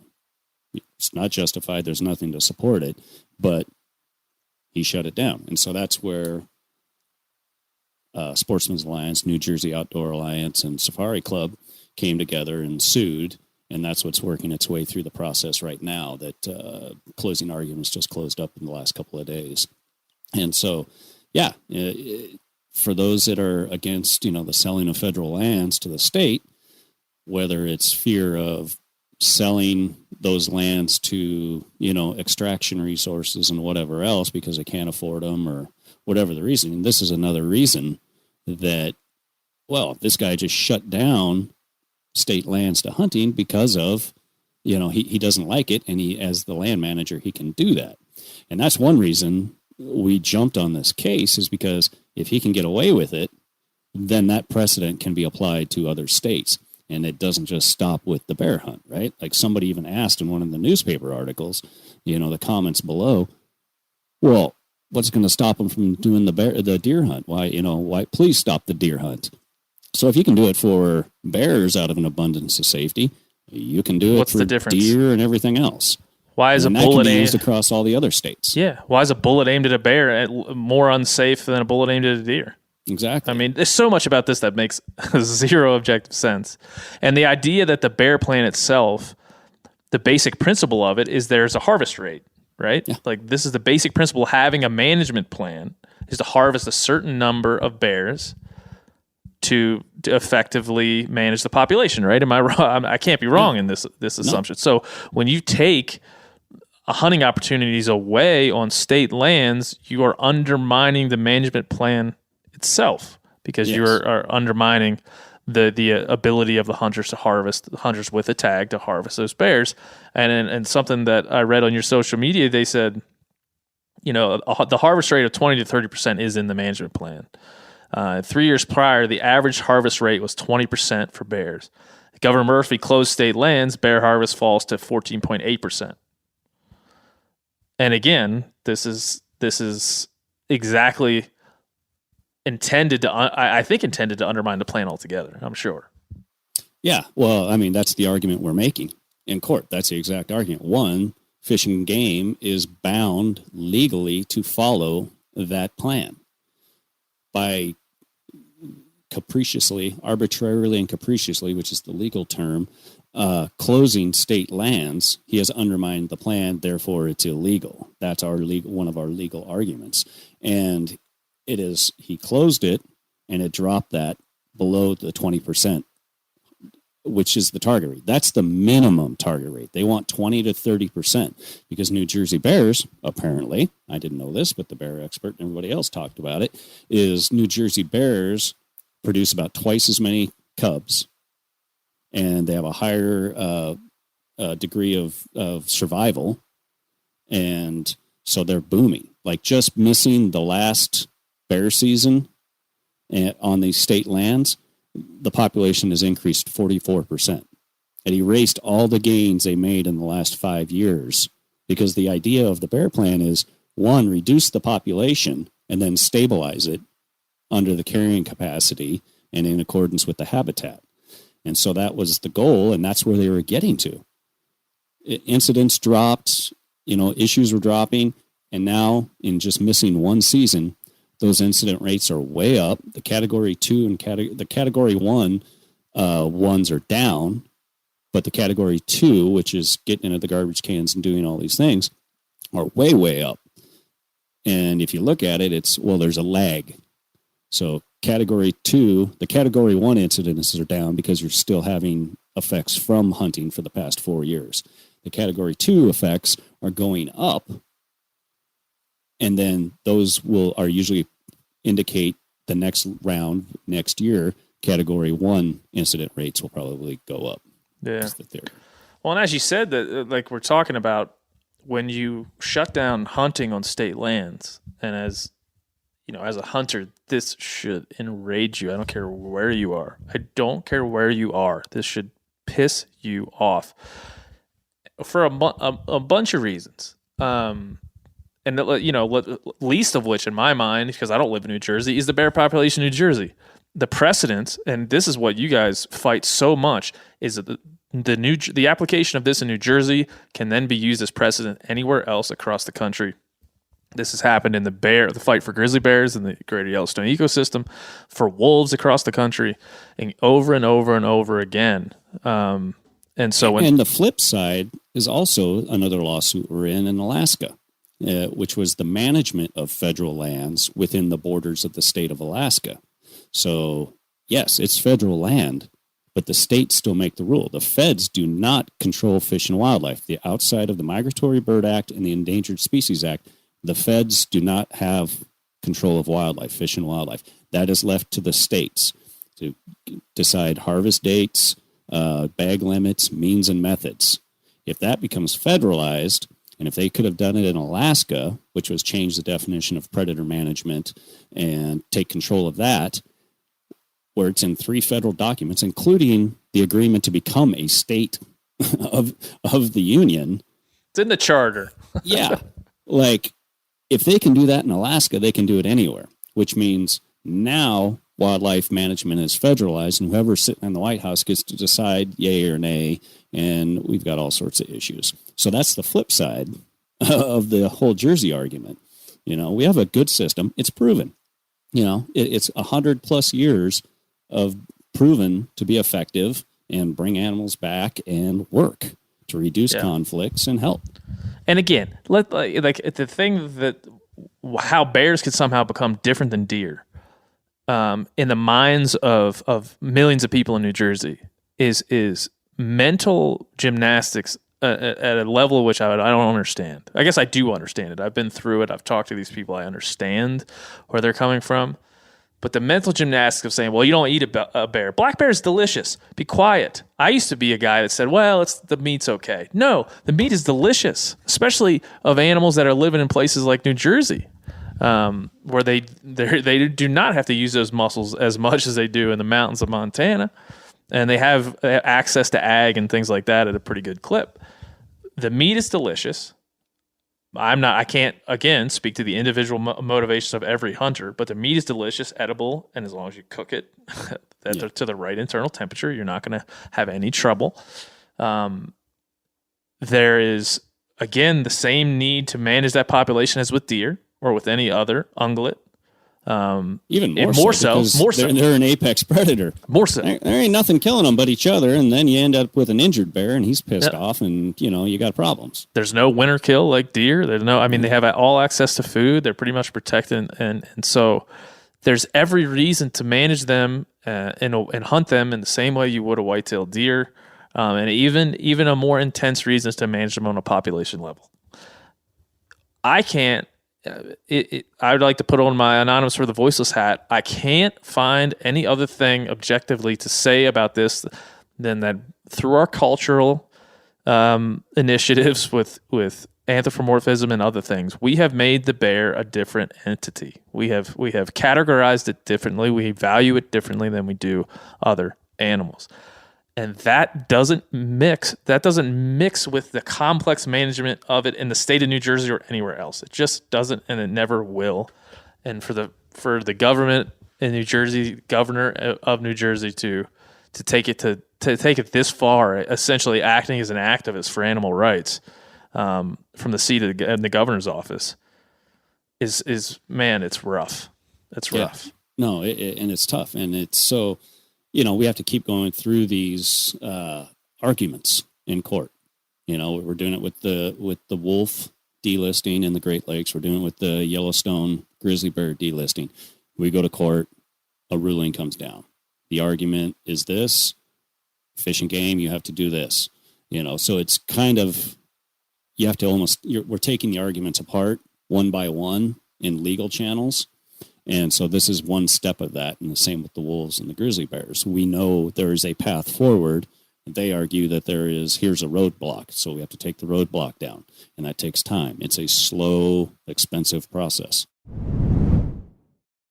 O'Reilly Auto Parts are in the business of keeping your car on the road. O'Reilly Auto Parts offer friendly, helpful service and the parts knowledge you need for all your maintenance and repairs. If you're confused about what part you need, like what wipers are going to be the best, what replacement headlights are going to be the best, go into O'Reilly and talk to the people that work there, because they're great and they're super friendly, and they'll get you squared away where you walk out knowing you got the right thing. They've got thousands of parts and accessories in stock, either in-store or online, so you never have to worry if you're in a jam. Do you need your windshield wipers replaced? You need a brake light fixed? You need some quick service? They'll help you find the right part or point you to the nearest local repair shop for help. The professional parts people at O'Reilly Auto Parts are your one-stop shop for all things auto do-it-yourself, and you can find what you need in-store or online. Stop by O'Reilly Auto Parts today or visit us at O'ReillyAuto.com/MeatEater. That's O'ReillyAuto.com/MeatEater. There's nothing like snook hook sets at dawn or catching a tarpon in the moonlight. Find your next fishing trip made easy on fishingbooker.com and experience the magic of the Sunshine State or any other destination on your fishing bucket list. Book a blue water adventure in search of sailfish or go snapper fishing with the kids. With over 6,000 captains and trips to choose from, planning your next one just got a whole lot easier. Download the Fishing Booker app on the Google Play or App Store, or visit them online at fishingbooker.com to book your trip today. You ever get that feeling you're stuck inside staring at screens and a primal urge kicks in? You crave wide open spaces, fresh air, the chance to connect with the land. Well, maybe it's time to find your own piece of the wild, but searching for property can be a maze. That's where Land.com comes in. They got millions of listings across the country, from mountain ranches to hidden fishing holes. Their search tools are like a seasoned guide helping you narrow down what you want. Land.com isn't just about buying and selling. It's about finding a place to hunt, fish, explore, or simply sit by a campfire and listen to the crickets. So head over to Land.com today to turn one day into today, because trust me, there's nothing quite like the feeling of standing on your own piece of earth. Let's make sure that we do touch on that, because with when I've talked to a lot of people that really believe the Yellowstone ecosystem grizzly bear hunt shouldn't go on, and they can actually say, like, look, we need feeder populations. They can actually articulate an idea that then I can go and objectively examine, right? I can talk to several biologists and try to get a picture of, is this legitimate? Do the Greater Yellowstone bears feed other populations in different parts of Montana, Wyoming, and elsewhere? Is that interconnectivity important to population level dynamics? I can go and investigate that. I have, and we talked about it on this show. Same thing with wolves. We've gone and I've talked to Valerius Geist and Dr. Dan Staler and Chris Darramont and all these people that kind of understand the principles at play on a conservation level. And there are disagreements within that community about how we deal with these things. At least we can have those conversations. Yeah. What are they saying in New Jersey? What could they possibly be saying in New Jersey why we shouldn't be hunting these bears? What's the argument? Paul says. The same thing Paul said. You can't kill them. You don't deserve to kill them. That's murder. Legally, though, they can say that? How can they say no, legally, the legal arguments are hinging on a couple of different things. Yeah, that's what I want to hear. I want to hear how they twist this shit into a legal argument because, come on. I'm fired up now. Well, I mean, the lawsuit is, we're presenting the lawsuit. So they just have to try to rebut what we're saying. And so that's what they're doing. The funny part is with the testimony they've given, they chose not to rebut a lot of our evidence. They just didn't comment on it and moved forward. So their legal argument is like, yeah, it's within our legal power to do this, and here's why. We're not undermining the count population. We're not undermining the harvest data. They still have plenty of places to take, and we are showing with hard data that that's not true. So now it goes into the court's hands, and we have to see how the judge rules. That's kind of the frustrating part, that we have all the data. We can show the rise in, consequences, because without the hunt, we can show that the numbers are going up as is indicated by that. We can show them statistically that this throws off the ability to count bears, which is part of the management plan. So it's more of a smokescreen noise. The state, McDonald testified that, we need a 20% harvest rate. The state countered with like, well, no, 15%, which is about where it fell to, is totally fine according to this study, which was done in Alaska. Our counter, we came back and said, no, the Alaska study does not pertain to New Jersey bears. It's a different habitat. It's a different animal. Yeah, their cub, birth ratio is twice as much. Their survivability is higher. They grow larger. They do, we pointed out all this stuff. So it's this just ping pong game of back and forth legal arguments and contentions and points. And then the judge offers rulings, or parameters to work within. Yeah.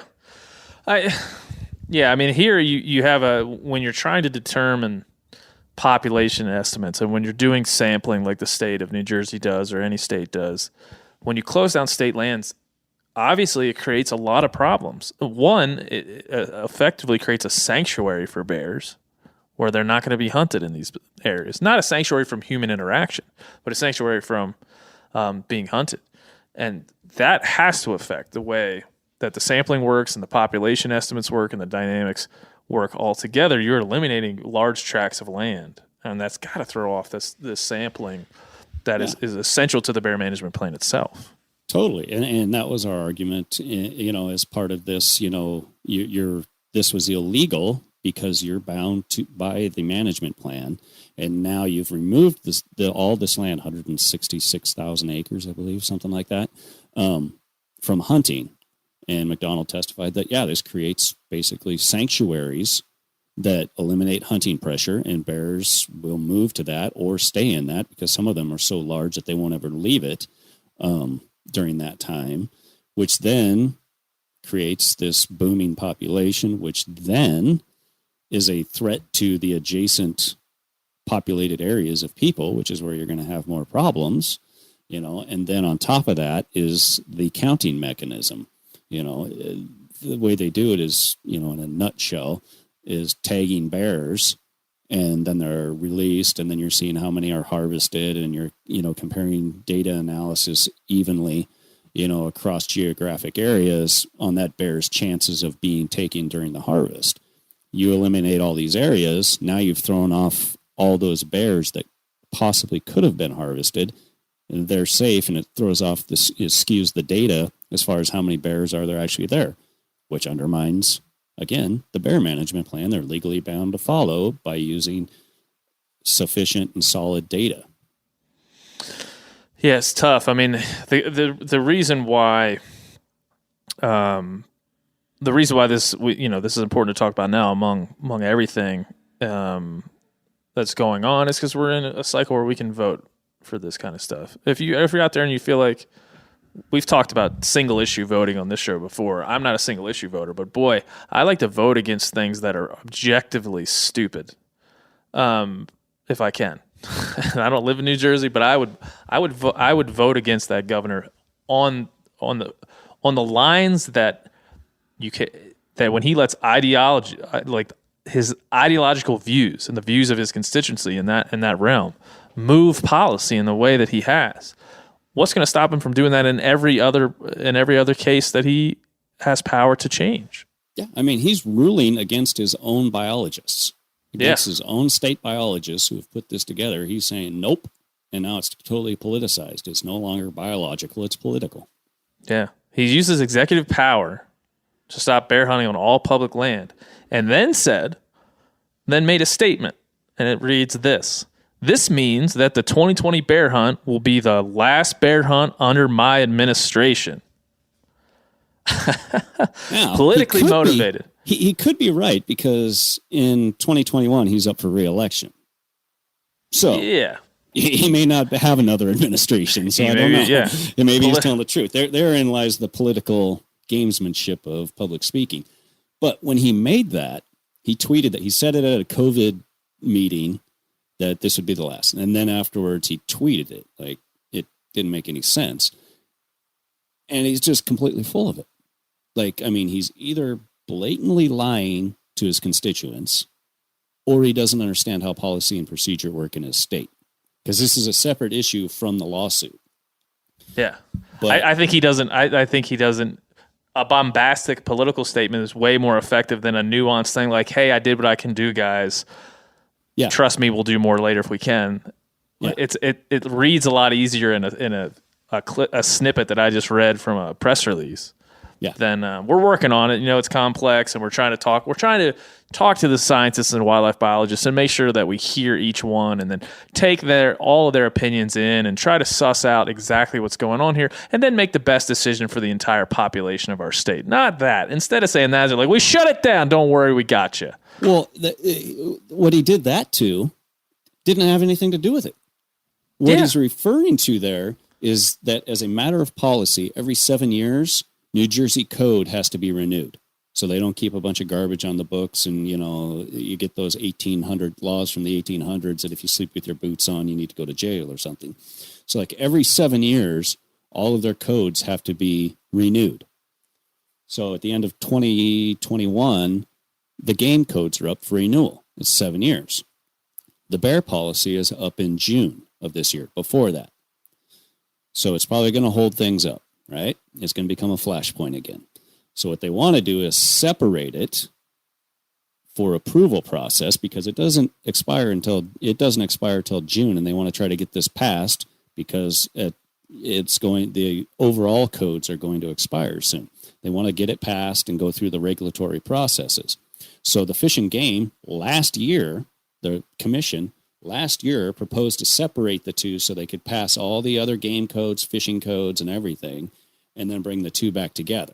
It's not eliminating it. So either he's looking at it as Fish and Game proposed to eliminate the bear plan, which therefore eliminates the bear hunt, or he doesn't understand how the process is working. Or he's just lying. I think he's lying. I would think that he's lying. I've never met the guy, but when you think of like, here's another example of how we're just in la la land right now, because Governor Murphy is not only suggesting like removing hunting as an effective management tool. He's not saying like, hey, just get rid of hunting and stop worrying about the bears. He's saying there's a viable replacement, and there's a management policy report that I just pulled up here that his administration issued that suggests the most effective means to control overabundant game species in a cost-effective manner would be fertility control. Let me repeat that's already that. been shown not to work. Fertility control. Well, they tried that in Jersey also in the Princeton deer. area with deer. And Yeah. it failed miserably. They tried Yeah. it on Staten Island last year. failed miserably after investing $6 million. Yeah. And so fertility control, physical, chemical, or whatever, there's another report in 2006 entitled An Analysis of the Feasibility of Using Fertility Control to Manage New Jersey Black Bear Populations. Why are we spending money even looking at this? They concluded that fertility control, either chemical or physical, was not a viable tool for bear population control. And they pointed out that during years immediately following a managed bear hunt accompanied by public education, human-bear conflicts declined significantly. This is where the rubber meets the road. This is where Anonymous for the Voiceless and their ideologies run up against political office and a constituency that is more inclined to believe that argument than the complex argument of wildlife management and cohabitation policies. Full stop. Like, that's what this is. Yeah. Theory and, philosophy are great, but they oftentimes leave out the real world implication, whether that's human nature or just natural reactions of nature themselves. Yeah. And so here we get back to the bodily autonomy argument that I've heard very, very often in the philosophies of animal rights activists. They want animals to have bodily autonomy, yet when there's too many of them, they want to catch them and castrate them. Yeah. And inject chemicals, inject human created chemicals into animals to make them unfertile, hence to control their population. Why control their population? Well, because they are encroaching into the habitat of humans themselves, the habitat that we created, that pushed them into a situation where they then had to come into our habitat to eat and to thrive. Now we're willing to castrate them because of it. And animal rights folks are arguing that that is the right way to do for the animals' rights. How is that even in the realm of possibility? It makes no sense it's whatsoever. Hypocrisy. I mean, they like to, Paul did it on there, gay rights, women's rights, whatever he was talking about. And, we should be applying those same things. Well, the example you just gave is exactly right. Would you do this to a woman, or to a male? Castrate them or, whatever, forced abortions or whatever. No, so like their whole ideology falls apart when the real world works. That's one of the things that has happened to me before, and I think it's part of the animal rights debate, and it's part of how they argue. They have certain, and Paul didn't, to his credit, didn't really use this, although he didn't have a chance to because we were arguing about rice. Didn't use this, but it's been used on me before, where we pull this ripcord when you get backed into a corner in a conversation. You pull this ripcord. Slavery, everybody, 100 years ago, 200 years ago, slavery was welcomed by everyone. And now hundreds of years later, we've progressed past that. And that's what's going to happen with killing of animals. And as an individual who doesn't want to get tied up in knots when it comes to what commentary, my public statements, pushing somebody into a corner of like, if you eat meat, you must be for slavery. Like, and even having to unpack those two things as if they were somehow related is the point. And that's the uncomfortable position that those folks would like to put you in. And they've tried to put me in before. Yeah. I fully just cut that out of the last podcast we did where that was brought up because I just feel like it's inappropriate. It doesn't have anything to do with what we're talking about. That's the thing. Yeah. Yeah. It's a scare tactic. It's conflating two different unrelated topics to justify their position. And if you just ignore it, just like, let's move on. Let's get to the ramifications of mismanagement. What are those? Okay. How are we going to fix that? And now you start making them put facts down and things outside the philosophical and the theoretical, which is great. It's easy to sit there and say what should be done when you're not starving, when you don't have short resources, when you don't have, when everything's going right, it's easy to see what you should do. When you don't have a cohabitation problem with bears and humans, it's easy. That's why Africa becomes such a touch point here, because they don't have the economic or the social value system that we do. Not even value system when it comes to economics. You can't when you don't have a healthy economic environment, when people don't have money, they can't value animals in the way that they do when they are sitting in an air-conditioned house and there isn't an elephant walking through their garden. Yeah, like that's the thing. Like you go churn a pride of lions loose in New York City, and those guys' ideas are going to change very rapidly. Yeah, and again, I will say, when I first came into the industry, there's a lot of things that I was fed in terms of like, why is hunting good? A lot of people told me this, and this.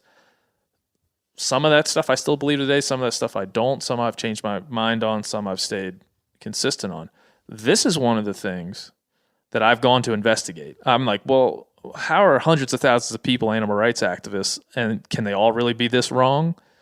And so we've gone to investigate. And I'm here to tell you, I'm sorry. I really try. I'm trying and will continue to try. And I'm not saying I'm going to cut these people off from opportunities to speak on what they believe. But I have yet to find someone who can convince me that this is anything but the emotions over reality argument that where I began in this journey to try to understand. And so this is not a statement I come to with no thought. It's a statement I come to with lots and lots of thought, lots and lots of time spent thinking about it. And that's where I am. And I've talked to lots of other folks that have tried the same thing and come to the same conclusion that this just won't last. I don't think animal rights ideology has a leg to stand on, and I don't think it's going to last for that reason. I think with time, I think it will wane. It will fall apart. But you may disagree. No, I agree. It all comes. It's a house of cards that comes falling down. The danger is Humane Society of the United States, Center for Biological Diversity, Sierra Club. These guys are running ballot initiatives in individual states, which is setting policy. It's here in Washington State. Can't use hounds, can't use bears. We now have a booming cat population. We're having issues with that. The state's killing cats like crazy, which is costing money. So now there's an economic factor into it. The cats are wasted. So there's your, ethical argument. Livestock is being predated. Llamas and goats and everything else in people's yards are being eaten. People were being killed and attacked. It falls apart, but the people who passed it still don't have to deal with the ramifications. It's those in the countryside and the rural areas have to do it, and there's no way to undo it legally. That's the problem. To reverse this ballot initiative in Washington or anywhere else, you can't. The legislature can't do it. You have to run another ballot initiative. And now to run a ballot initiative, say in Washington State, you're going to need $2 to $5 million. And what's your messaging going to be? We want to kill more mountain lions? That's not going to work. And where are you going to get $2 to $5 million in the hunting world to run a ballot initiative? You're not. So now you've lost it. Well, I'll tell you, like in a real world scenario, not that this exists in Montana in the way that it's just where you live, but I have a trail camera up in the mountains south of my house here, not too far. This year I've gotten dozens of pictures of wolves and videos of wolves. What can only be, it's out of sight, but they are chasing cattle, and what only could be the sound of them killing one of them on my trail cams. I've been through talking to the game warden. I've talked to USDA trappers. I've talked to trying to get a hold of the landowner in this case. But I say all this to say that when I'm driving from that spot where I have that trail camera, where I have video of wolves harassing and very, very likely killing cattle, I have to drive by a billboard. And in that billboard is a wolf in a trap.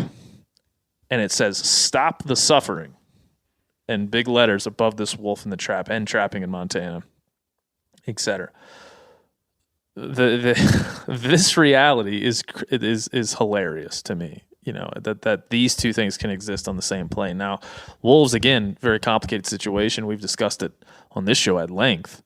I have some mixed feelings about that scenario, but I think that stands to make your point that this is almost like it's a social dichotomy here. You have, and I used to live in Illinois. In Illinois, Chicago politics reign supreme. but that's a tiny part of the state, similar in very many places in the country. So it's just something to think about. Yeah. If you look at it, on a state-by-state basis, which is how these guys are operating, whether it's in the legislature or through the ballots, that's exactly what it is. They go in and they're appealing to the voting bloc of the city. So it's really an urban versus rural issue. And most of the ones in the urban voting bloc don't understand wildlife management, don't understand why this is happening. It sounds reasonable to them. Nobody wants to see an animal suffer. They use that emotion in their campaigns. They pass this. There's no effect on their life because they don't have it. But your rancher, your farmers, your people living in the suburbs on that wild face, the wilderness societal interface, they have to live with this, and there's nothing they can do about it. Yeah. Well, hopefully we're not depressing everybody out there today. But I do think that I was really glad that you reached out to me about the New Jersey Bear situation, because it sets up so well to try to first understand the animal rights mentality, do our best, do our level best to understand it, and not shirk that responsibility, as you said, not just listen to them so we can reply, but really listen and try to understand and hope. I still hope that there's some animal rights, vegan activist person out there that can push me further and make me think harder about the things that we've said today, and make me second guess a thing in a way that's going to make my argument better when I bring it back to them. I'm not saying that's never happened, but when we get in these things, I mostly just end up trying to get them comfortable so they can speak. And the more they speak, the more it turns into a problem for them. The sound bites are very effective. Yeah, when you start unpacking that, it starts falling apart. And so you start going down that, and they'll shift to another soundbite argument. Yeah.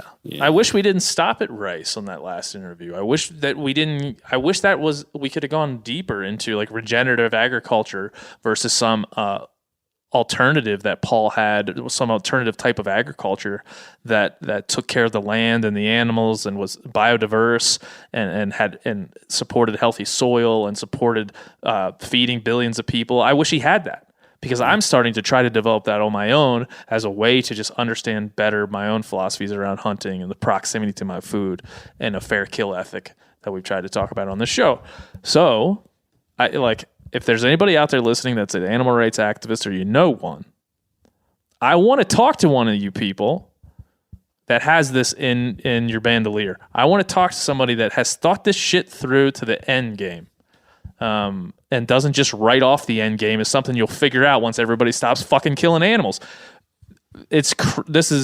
Please, somebody come on. Let's go. Bring it on. I'll come, and whenever we can have a theater, I'll come and I'll pay for a whole live show, and we'll give all the proceeds to animal rights. If you can come with the plan that doesn't involve me having to eat fake fucking meat, if you can come with a plan, come on. Most of their end game relies on the myth of nature balances itself, which is a myth. If we didn't exist, maybe it would.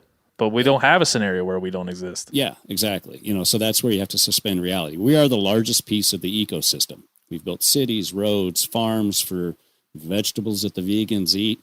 That all takes wildlife habitat. That compresses the other wildlife, into those areas, which there is a finite amount of carrying capacity for prey species, predator species.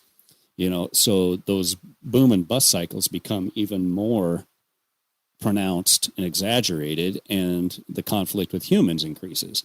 So this idea that it balances itself is a myth. It might be in balance for a nanosecond, but then something's booming or busting. Either the prey species is going up or going down, which then trickles up to your predators.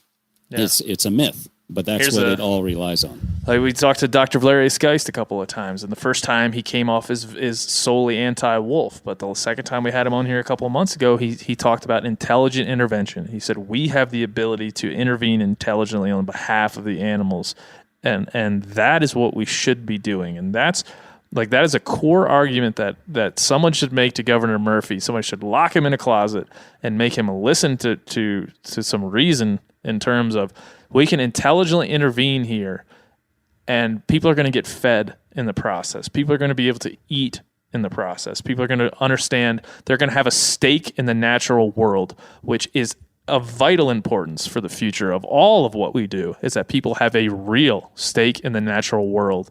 And having a real stake in the natural world, one good example of that is eating things that come from it and relying on it for your sustenance in some small way, even if it's a tiny little way. Well, he and Paul would probably have the same thing. Eat the berries that the bears are eating, and you'll be good. I mean, but then you're taking away from the bear, and they're all. Well, then, yeah. What if the bear, again, like? Well, and again, Jersey bears, they aren't like. Remember when we went hunting in Idaho? They're not these small mountain bears of 1 to 200 pounds or so, or maybe topping out at 3 at the max. These are 6, 7, 800-pound bears. I mean, they're grizzly size almost. Oh yeah, man! And you're thinking like the North Carolina bears are becoming famous. I mean, these are crop fed bears, and there's some parts we had. A gentleman on who, man, I'm going to forget his name. I'll think of it. Bryce something or other. I apologize, Bryce, who's talking about a valley in Montana where there you have 2 head walls of a canyon and you have corn and soybeans beneath, and the bears have become habituated to that, and it's causing a lot of problems. A lot of problems.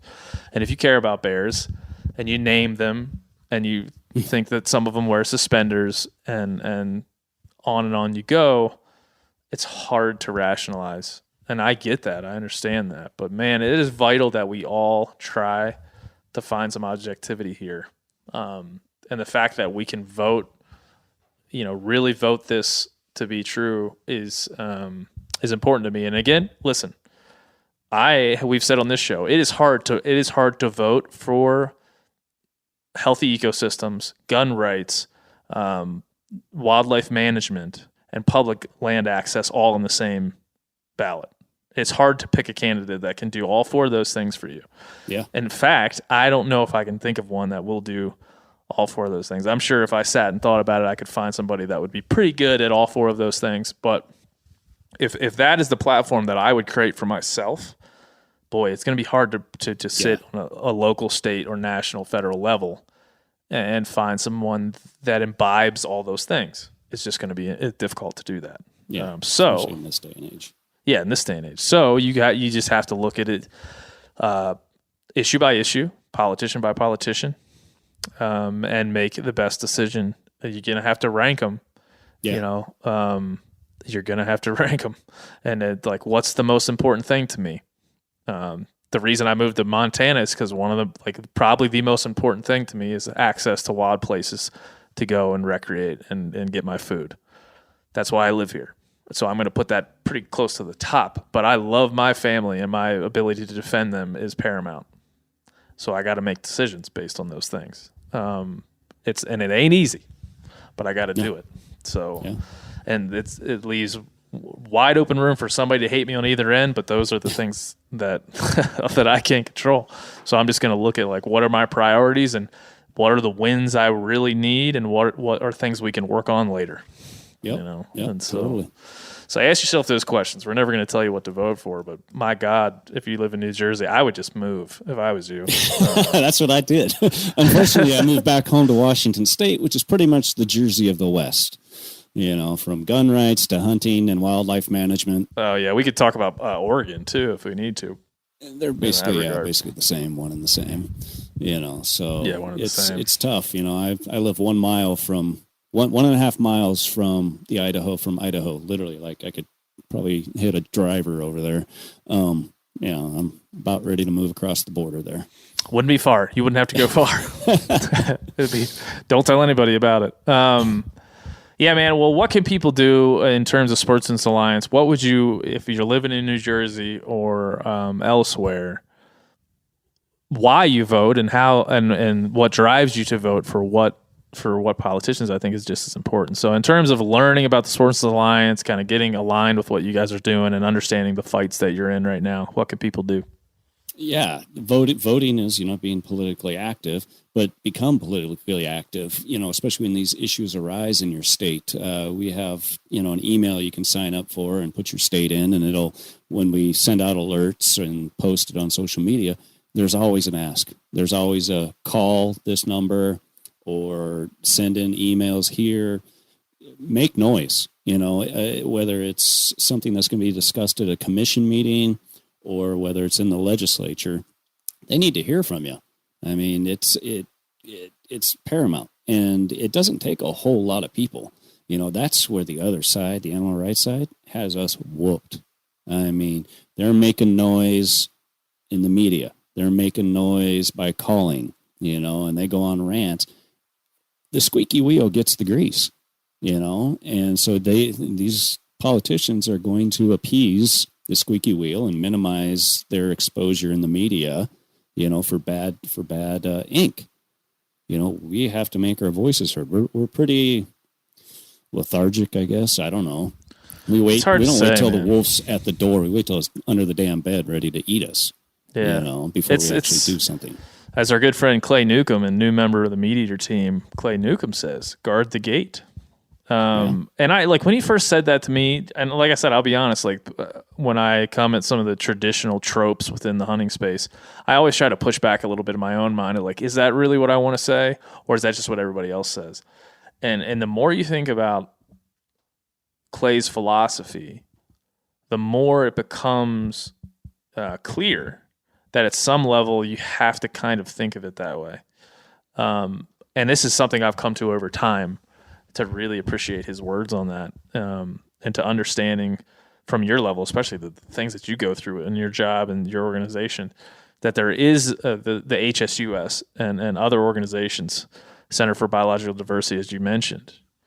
They're not the ICUN, they're not, and this is an issue that we'll have to face.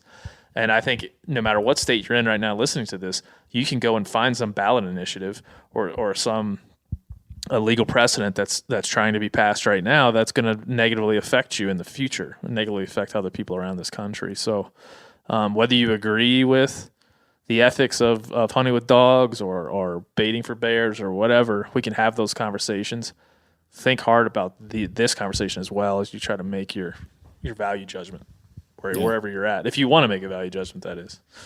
So, we should try to end on some kind of positive, kumbaya moment. Although I don't have one. I don't have one prepared. Oh, no. You got one? I don't know, dude. You're the host. I mean, I'm supposed to have drink the beer and whatever. So I'm supposed to have. Hey, it's hunting season. That's it. There we go. Yeah, it's October. Yeah. So you got any hunts planned that you want to tell people about? That way, that'd be nice, positive. Yeah. About 2 weeks. I'm headed back to Idaho and do some elk hunting. Do that with a couple of buddies from college. So I've known these guys 25 years or so, and I've been going along with them on the hunt for 5 or so. And so that's the big one getting ready for.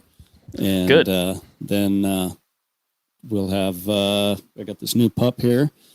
And it's his first season, so we'll be getting out doing as much bird hunting as possible. That's good, man. I'm about to go to Wyoming, try to get an antelope, and then I've got rifle season kicks in here in Montana. I've still got an elk tag, a mule deer tag. Oh, and then I got an Idaho deer tag I'm going to have to try to get filled at some point here. And I think I might go to Texas and try to take in some of their beautiful wildlife resources, particularly access deer. Getting the Idaho tag. Since I already got the license and the elk, because thinking about the deer too. So do it. I'm in on the mule deer right now. So, all right, man. Well, I really appreciate it. If you guys check out Sportsman's Alliance on all the social medias, check out their website, try to understand the issues that they're fighting for, and the issues that they feel are important at any one given time. Right now, it's New Jersey's and Bears. Holy shit, that's a quagmire. It is, and it's getting worse every day. They just start making things up and creating new lawsuits, and it's like, okay, all right, the game we're forced to play. We'll continue to play it. Thanks, Brian. We'll talk real soon, brother. Thank you, brother.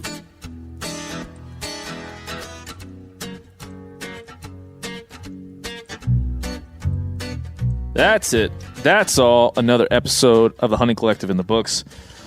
It was a good one as we continue to think about animal rights and hunting and veganism and how we eat and all the things in between.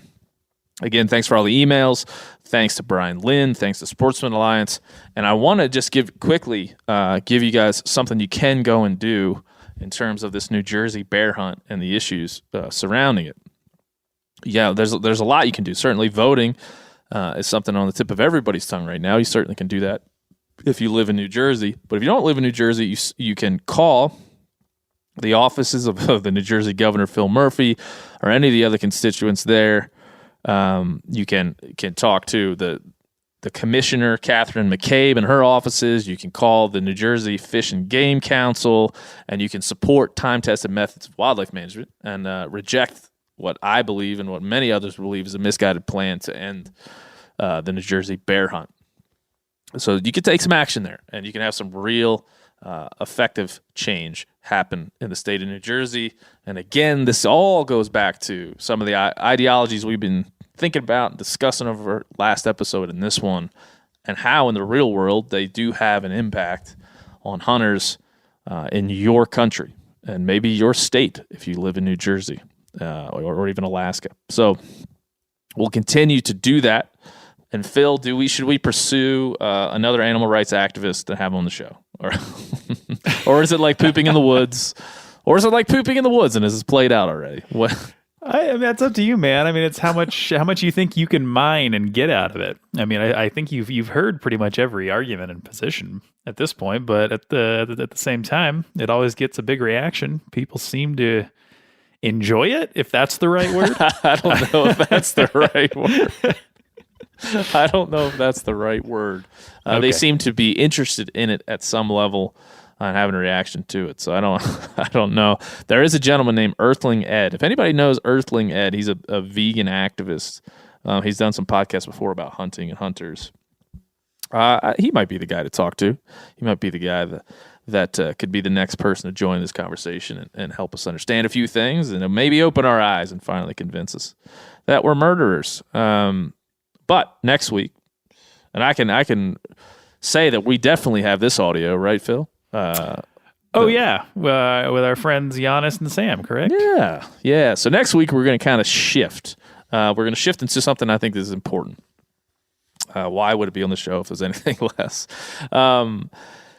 It is about wound loss, wounding animals, particularly in this case with archery equipment.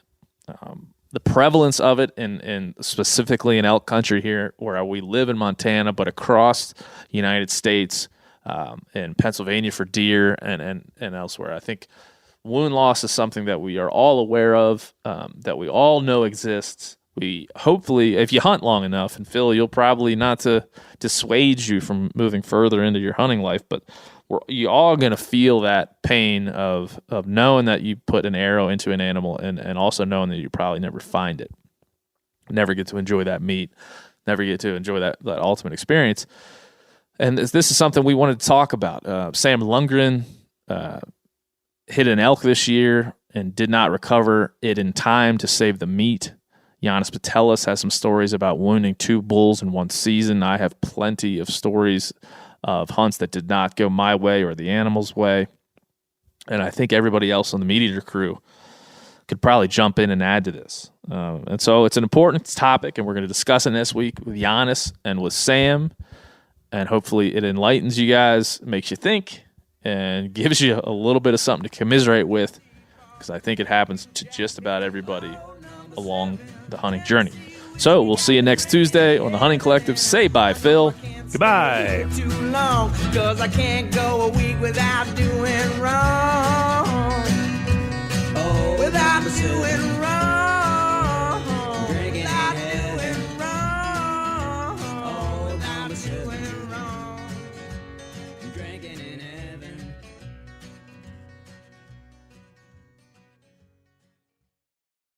Hey guys, turkey season is in full swing right now, and if you are planning on getting after it, make sure to pick up some Meat Eater Phelps turkey calls to stuff into the old turkey vest or into your fanny pack right now. I carry a few different things. I like to use mouth calls. and I like to use pot calls. Mouth calls or diaphragms, I like them because it gives you hand-free calling, meaning when you're working a bird up close, you can have your gun on your knee, finger on the trigger, ready to roll, and still be making turkey sounds. I like pot calls because I just like pot calls. I enjoy calling with a pot call. Whatever direction you go, including a box call, which I don't personally use too much, but they're fun and great, and I started out with them. Yanni, on the other hand, one of my main turkey hunting buddies, he loves box calls. And what's funny is I'll now and then look to him and give him the look that means get out your box call and find us a turkey. So it's not that I don't like him. I just have Yanni use his. Then I don't have to carry it. Go to Phelps Game Calls. Get calls that are made in the USA and get calls that'll get them close. Find yours at phelpsgamecalls.com today.